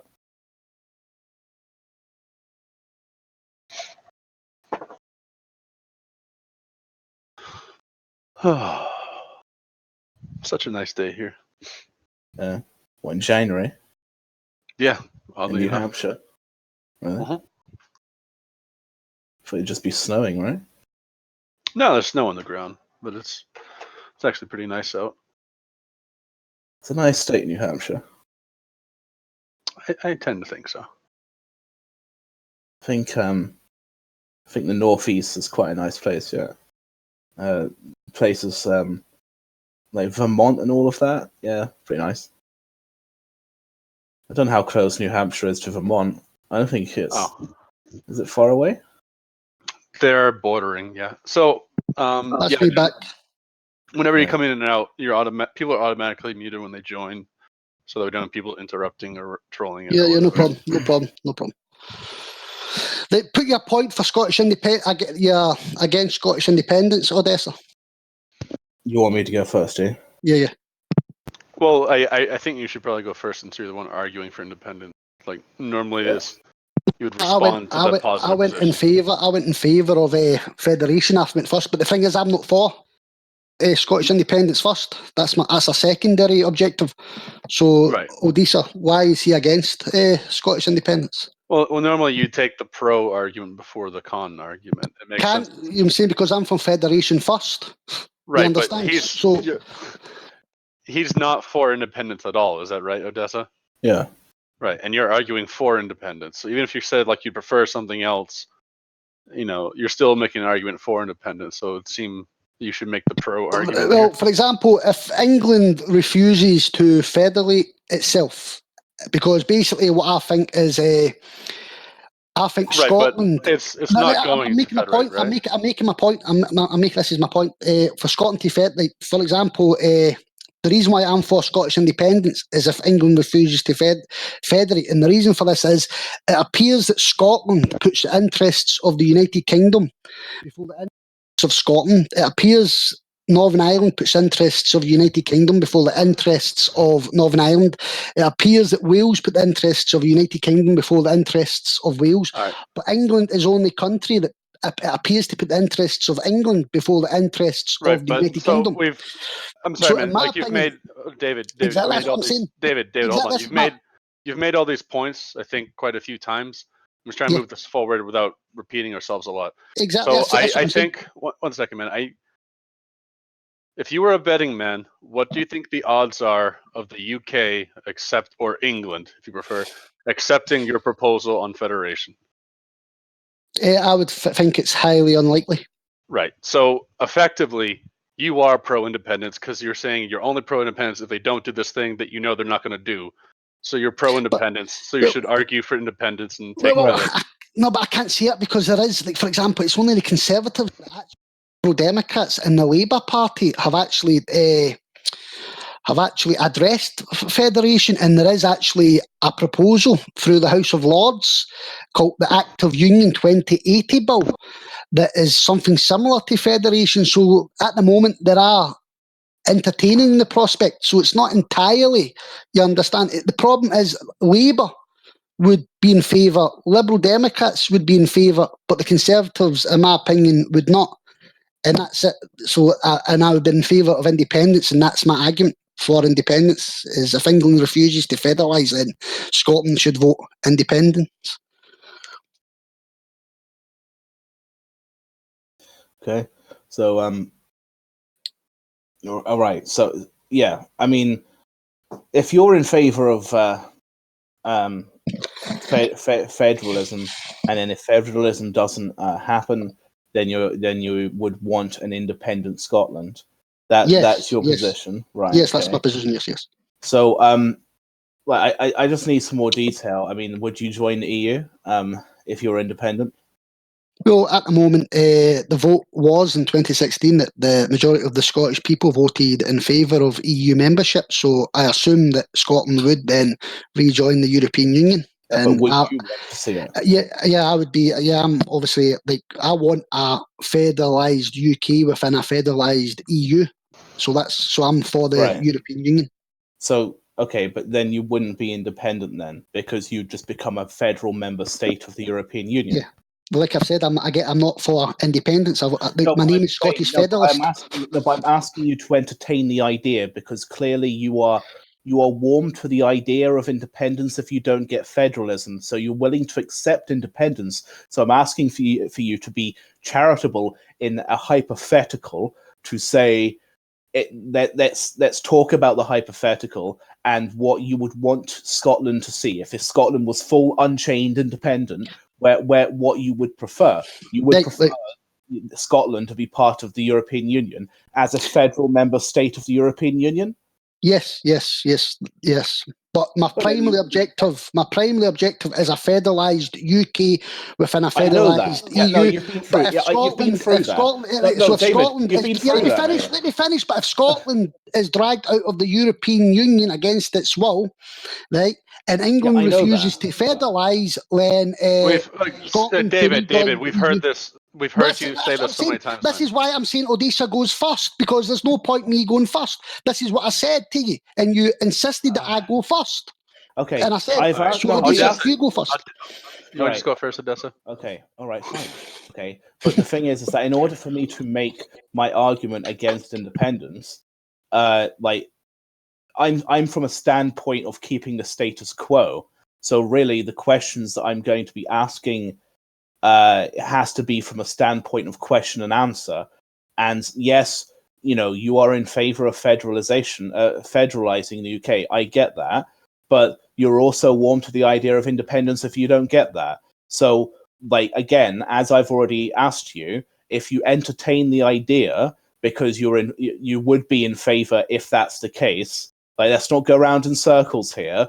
Let's say that you're pro-independence. I'm not doing this merry-go-round with you. Okay, it's the same concept. So if I was to ask you, what you would do if X, okay, from a standpoint of independence, you would be in favor of independence. So that's why I asked you about the European Union.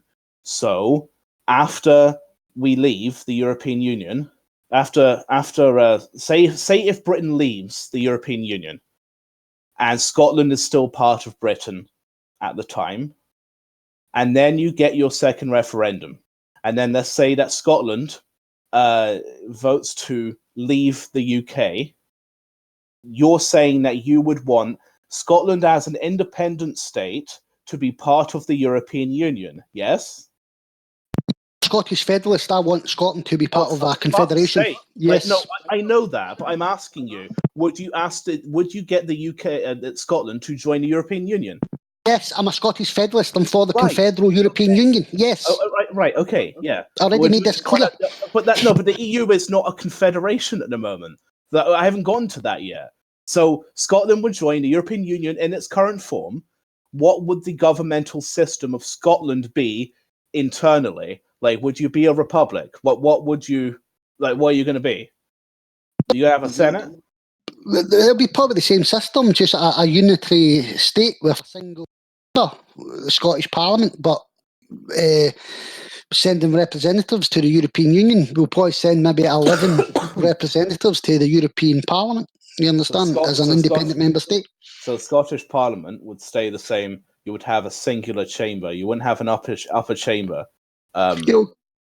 Countries like with 5 million people don't tend to have, like, for example, Ireland, Scotland. Ireland has yeah, but it's no. But sorry, a federalisation. I thought you were meaning federalisation. I mean, yeah. We'll probably have a senate. Yeah, we'll probably have. Yeah, no, sorry. We'll probably have. Yeah. It'll be a single unitary state, and it may have a senate. Yeah, the new Scottish Parliament may have a senate. Yeah. Right. So you'd have an upper and lower chamber, inside Scotland, like our House of Lords and Commons. So you would have a House of Reps, and you would have a Senate. Yes. We'll have Scottish Parliament, and then probably senators for the regions. Yeah. A regional senate system, right? Okay. Yeah, but maybe for the north of Scotland, the west of Scotland, the east of Scotland, like similar to the Irish system, because Ireland's population is similar to Scotland. It's a unitary state. It's like 4 million people. You understand? The Senate is the weaker chamber of the legislature, so it maybe be similar to the Irish system. Yeah. All right. So, like, I think my point that I'm driving here is that aren't you really just you're changing London for Brussels? Because, like, surely in this system at the moment you have 48 members of Parliament that go to Westminster.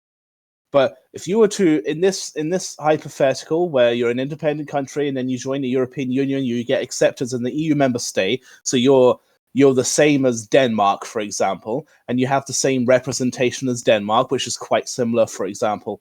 And really all you're doing is changing your representation and where your representatives go. You would just change it from London to Brussels. And, like, really, if anything, you're losing representation significantly more compared to the union system that we have at the moment, because in Brussels you have to accept EU directives drawn up by the EU commissioners and the Commission, who aren't elected by constituents. These are appointed by member states through the EU Council. But you would secede the supremacy of Scots law to EU law, similar to what we have at the moment with the European Communities Act. EU law is supreme to UK law under the European Communities Act of 1974. So if you leave the UK, you wouldn't be bound by that act anymore, but then you would have to make your own act to make EU law supreme to Scots law. So the EU is simply just replacing England in this case, in your view. So why would you be part of the EU? Why are we part of the EU? Well, the question is, I believe when you compare the UK Union to the EU Union, I believe, in my opinion, of course you're anti-EU, but in my opinion, I think the EU Union is superior to the UK Union, because the EU Union has a market of 500 million people, whereas the UK has a market of 60 million people.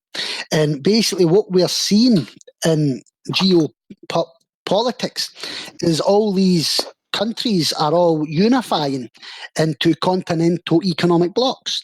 And in the case of China, Russia, India, South Africa and Brazil, they're in the elementary stages of creating a intercontinental economic bloc. In America, there's talks of a North American Union. So in my opinion, what's happening is all these countries are all heading in a direction of unification into these intercontinental economic blocs. And what we have here is, it's, in my opinion, Scotland, the Scottish and the Irish are heading in the same direction as everyone else in the world, whereas England is heading in the opposite direction. And I don't accept that. In my opinion, I believe that the European Union is superior.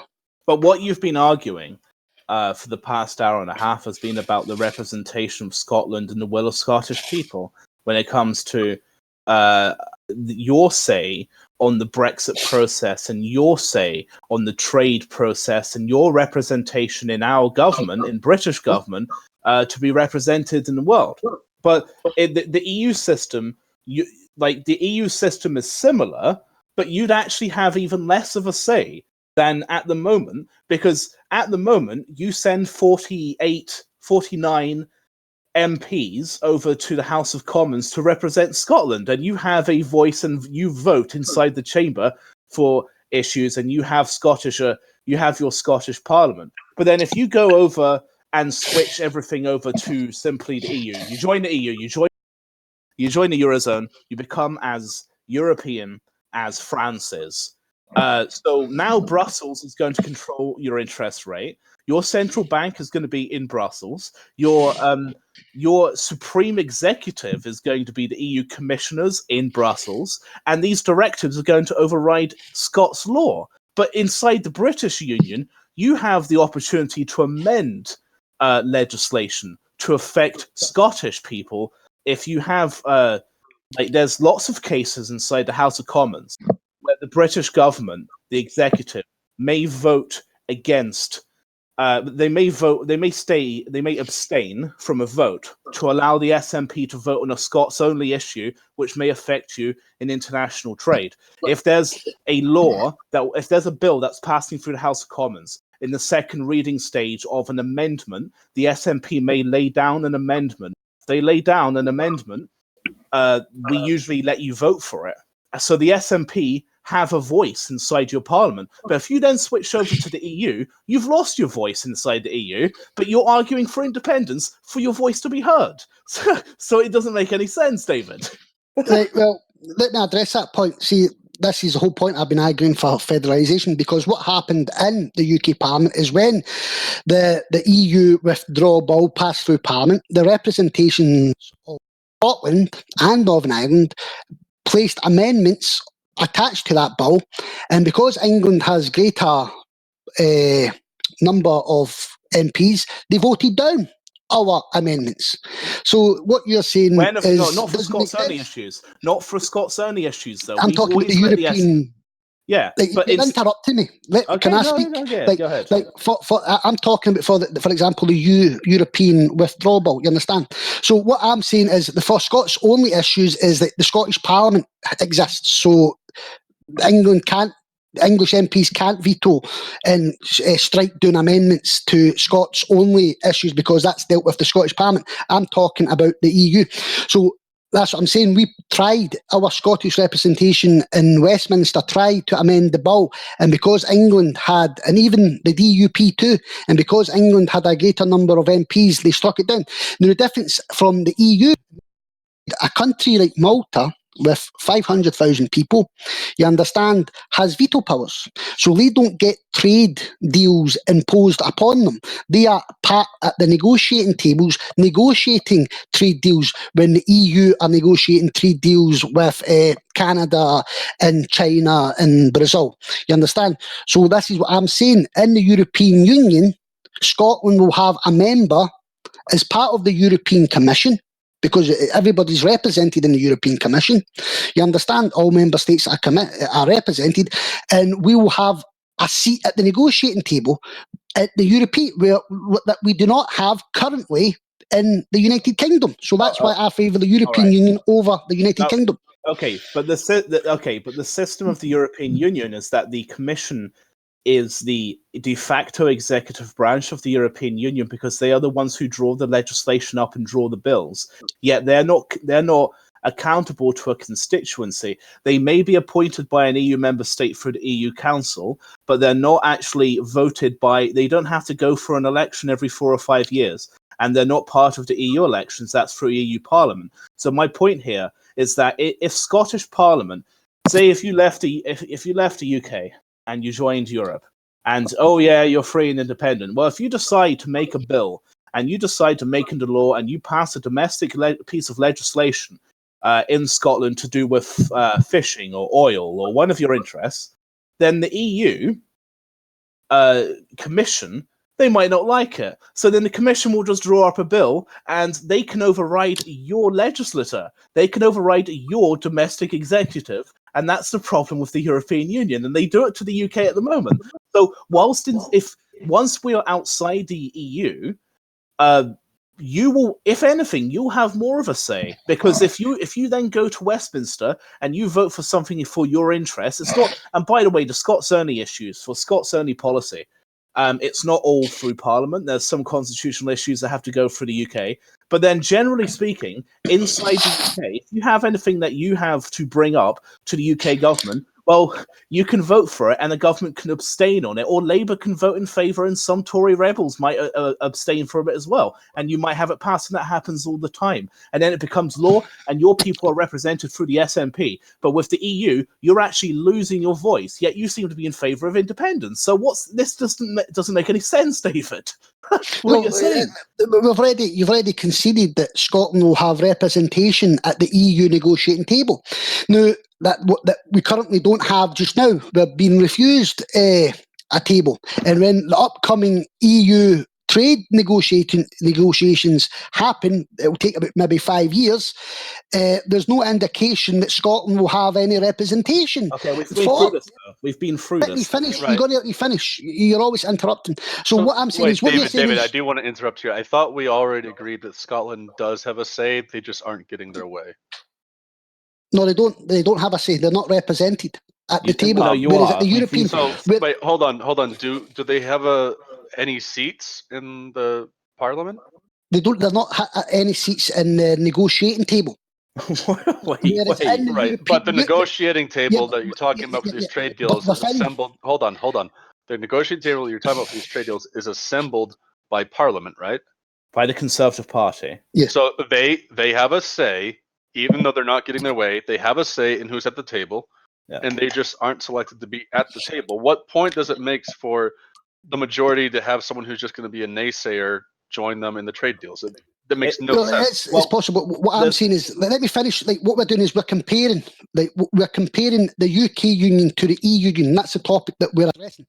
What I'm saying is, we'll have members of the democratically elected Scottish Government will be at the EU negotiating tables, right?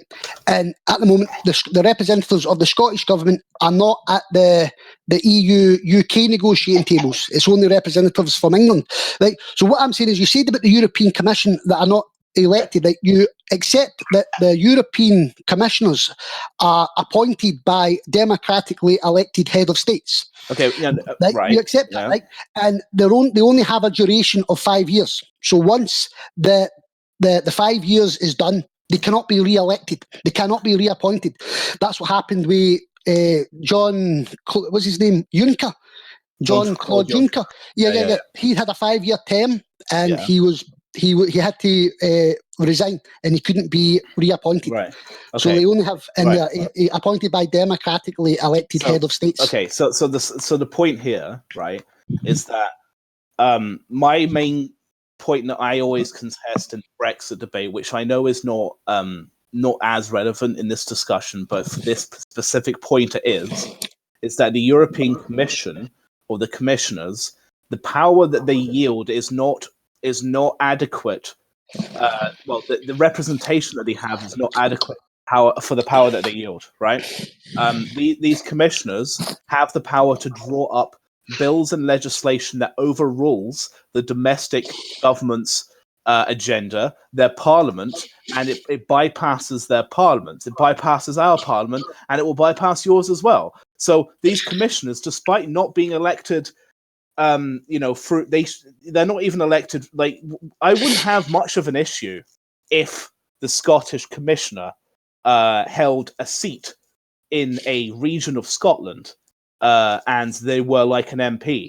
But the thing is, that's not how the EU works. Instead, it's some random bureaucrat who's appointed by the head of state of a member state. But that's so. The point here is that these EU commissioners, what you're doing is once you've left the UK, you are simply going into the hands of Brussels, and you're actually losing your voice. You, instead of joining with us in Brexit, if you joined us in Brexit and the UK is a free, self-governing, independent nation again, where Brussels does not control the UK, Scotland will have more of a say in their deals if you did it in Westminster rather than if you did it in Brussels.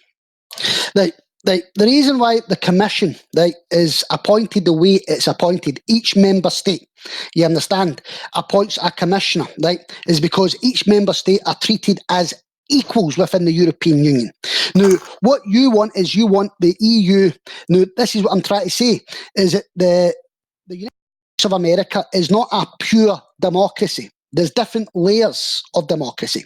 And the European Union is not a pure democracy either, because, for example, the European Parliament is democratically elected by the people, you understand? But the reason why the European Commission are appointed by the head of states instead of being democratically elected is because you will face the problem that we have in the UK, where countries like Germany, France and England, because of their greater population, they will end up dominating the European Union, and in the small states like Latvia, Ireland and Denmark will say, oh, wait a minute here, man, this is just basically a English, French, German club. We just may as well leave, and then the whole European project dismantles. The reason why, let me finish. The reason why I'm in favour of the European Union is because I think unification and separatism, you understand? And what we are having here, that I've told you and I'm repeating, is that everybody in the world is entering into continental trade blocks or intercontinental trade blocks. That's the direction. England is going in the opposite direction of the world, and that's a problem. So your point on the commissioners, I understand the argument that you're making about representation for smaller states, but this is irrelevant to the point. We're not talking about the representation. We're talking about how the power that they yield and the fact that they're not democratically accountable to an electorate, despite holding power over all domestic parliaments and all senates across the whole of Europe. They have the power to draw bills and directives that overrule domestic law that are written by our members of parliament. I'm not sure if you've noticed this, but in most democracies in the world, a lawmaker is always accountable to a constituency. In America, you have senators and House of Reps. You have the same thing in Australia, New Zealand, the UK, and you have it in France and Germany and the rest as well for domestic pieces. So the EU is the only country, the only whatever the hell it is, the only union political entity that does not have a top-down system where the people at the top are accountable to a people, and this is the problem. So the commissioners, you will be basically throwing away your sovereignty by leaving the UK once we've had Brexit, and then you'll just be joining the European Union, and you'll be giving away your voice again. This is the point I'm making, and we're just going to go around in circles. Well, exactly. Well, the thing is, I've already addressed the point that you've just said. You're talking about democratic accountability. Now, you're comparing the EU to other systems, and I've already said to you that in the UK, the government can be elected time after time after time. Correct? They can contest that election, and then they could be voted out or they can be voted in. In the European Union, the commissioners only have one term. They only have 5 years. And once their 5 year is up, they are kicked out the commission. And the new democratically appointed you understand, commissioner is put in place. So there's no reason for Lane to be accountable because they are removed in the member Doesn't states. matter. If the member states don't like that particular commissioner, they don't have to worry because Wait, in 5 years' what time, do they you- can appoint a new commissioner. wait, no, hold on a sec. Wait, hold on. You can't just make a dictator for 5 years. You can't just make someone unaccountable for 5 years. These are people who can draw up law that overrides our parliament for 5 years. Like, it doesn't matter if they can get removed after 5 years. It doesn't matter if their term runs out. This is like having a president that's never been elected in America. Like, it doesn't. It's nonsense what you're saying. Like what you're just after saying is an absurdity because what you're saying is Boris Johnson shouldn't be Prime Minister. Boris Johnson for 5 years. You understand? We should be able to unelect him within a year. No, but he's an MP. No, but he's the MP for Uxbridge. He stood in a local area in West London, and he is the MP for Uxbridge and Ruislip in West London. So he's accountable, and he can get voted out. And he was accountable in 2019, and there was someone who mounted a challenge against him in his local seat. If he lost, then he wouldn't be a member of parliament, and he wouldn't be prime minister. But people in the EU Commission don't have this. They don't go for elections, yet they have supreme power over our own executive. So basically, what you have said here is like you acknowledge the Boris Johnson is the Prime Minister and he is democratically elected, and then he then appoints a commissioner to represent the United Kingdom at the European Commission, and then you acknowledge that commissioner is removed after 5 years. They cannot be reappointed. They cannot have absolute power indefinitely. Their appointed term expires after 5 years.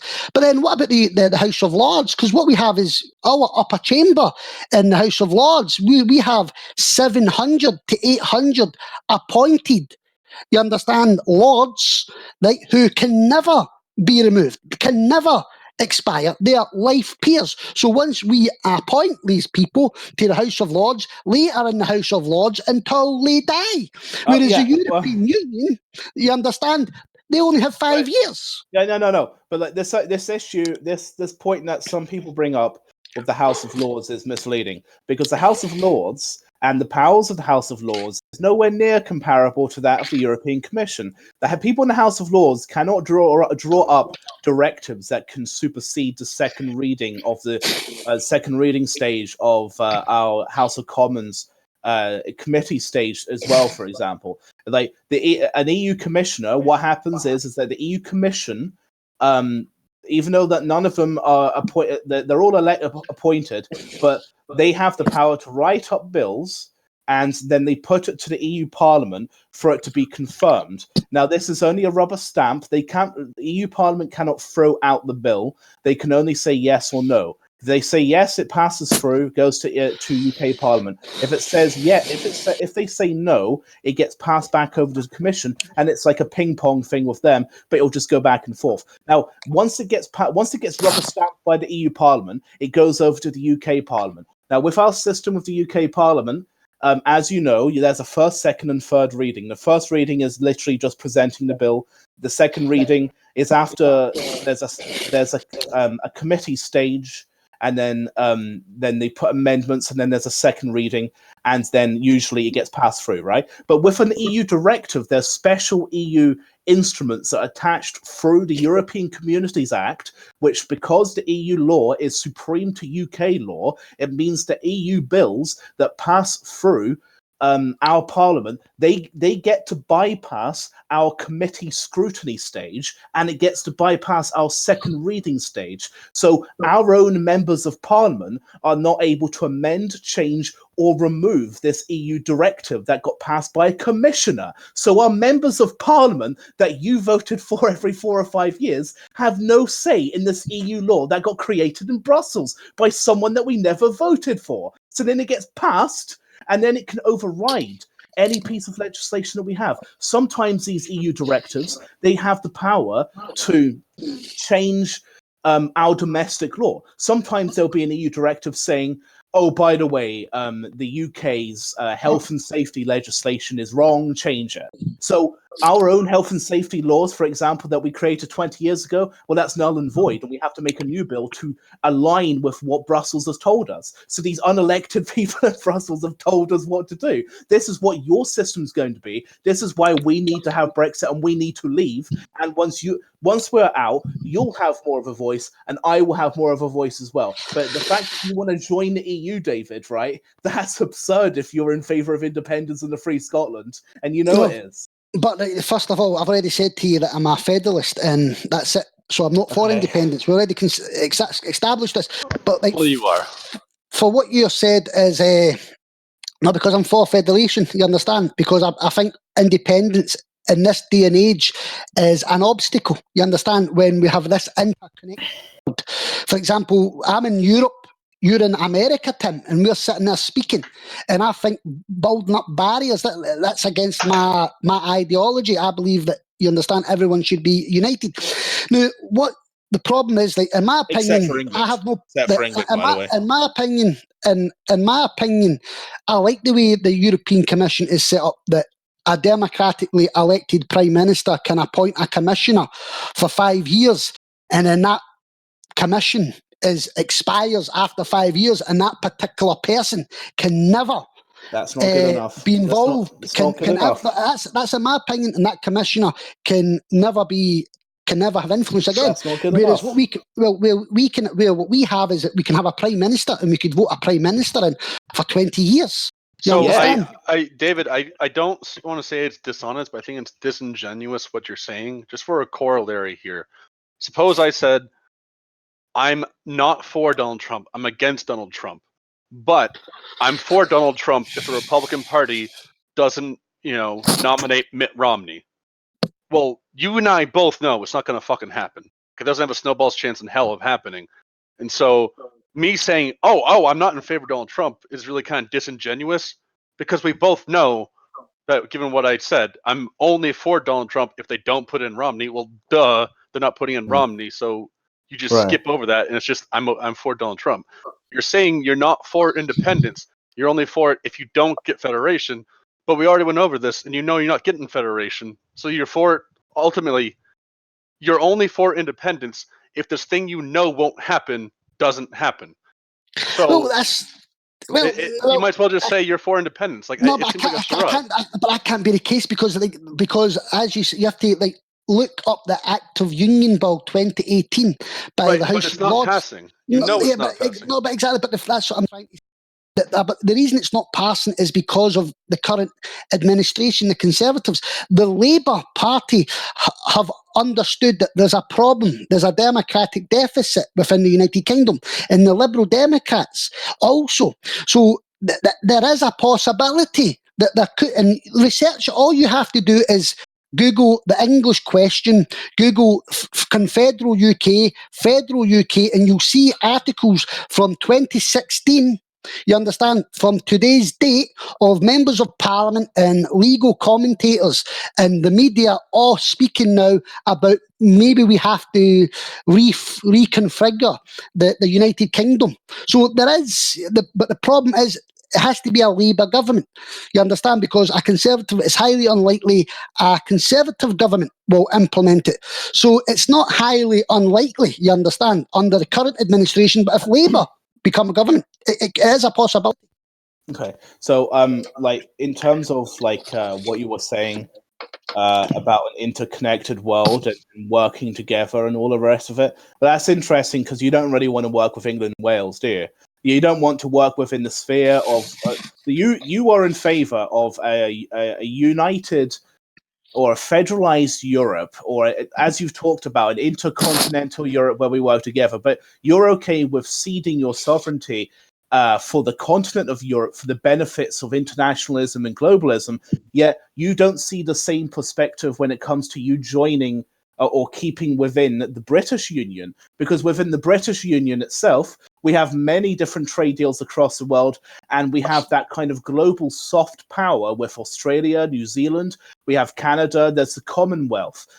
There's so much tourism to be had when people come to the UK. They typically go to London, yes, but they'll go to Edinburgh as well. But as a, not to be too vague, but as a global brand, the British, like the idea of the British identity or people wanting to go to the United Kingdom is far stronger as an argument to attract people in and for us to have interconnected discussions with each other if we're going to live in this connected world that you talk about. Yeah, you seem to be in favor of removing yourself from that union and then just joining the EU as well because, well, there's more people and there's more money. Like, why can you not stay with your own people within England and Wales? Like, for example, like I've already spoke about, like my problem with the UK is its current constitutional framework, right? And I've said to you that I'm quite happy to reconfigure the United Kingdom and cede sovereignty. You understand? Scotsmen, Englishmen, Welshmen, Irishmen, you understand, all within a federal system. Like, I've already said that. Like, so you can't sit there and say I'm against it. But what I am against, we're going to start repeating ourselves, is that the Conservatives bringing to Northern Ireland and Scotland basically an English deal and saying it's a UK deal, and I'm against that. And that's it. That's the only reason why I would want Scotland to break away from the UK. You understand? If we are at the negotiating table, drafting and framing trade deals, and we're all sharing and we're all working together, you know, doesn't matter whether someone's social democratic or someone's conservative. You understand? That is not a reason to exclude the SNP because they're social democratic. I believe everyone should all come together, even the Democratic Unionist Party, who are hardline conservatives. I think they should also have a seat at the table. My problem is it's only English, and that's the DUP and SNP are saying it's an English deal disguised as a UK deal, and that's only my problem. Okay. And I think this debate has ran its course. Well, okay, but like that's fine. I mean, I've already gone into technical detail with you as to why the European Union is less democratic and you'll have less of a voice. Your voice will narrow if you join the EU and leave the British Union. And you haven't really tackled or explained that other than saying that commissioners are removed after 5 years. But that's not an argument or a response to what I've said to you. The point is that the commission is the executive branch and they're not represented. They won't represent you. They'll override your law. You will have less of a say if you join the EU and you're not part of the UK. With Brexit, you'll have more of a voice once we've left the European Union. But you're right. I think it's run its course. It's entirely up to you how to. Yeah. It was a good debate, man. It was actually a civilised debate. But the interruptions were to a minimum, man. It was a good debate, man. Well played, Odessa, man.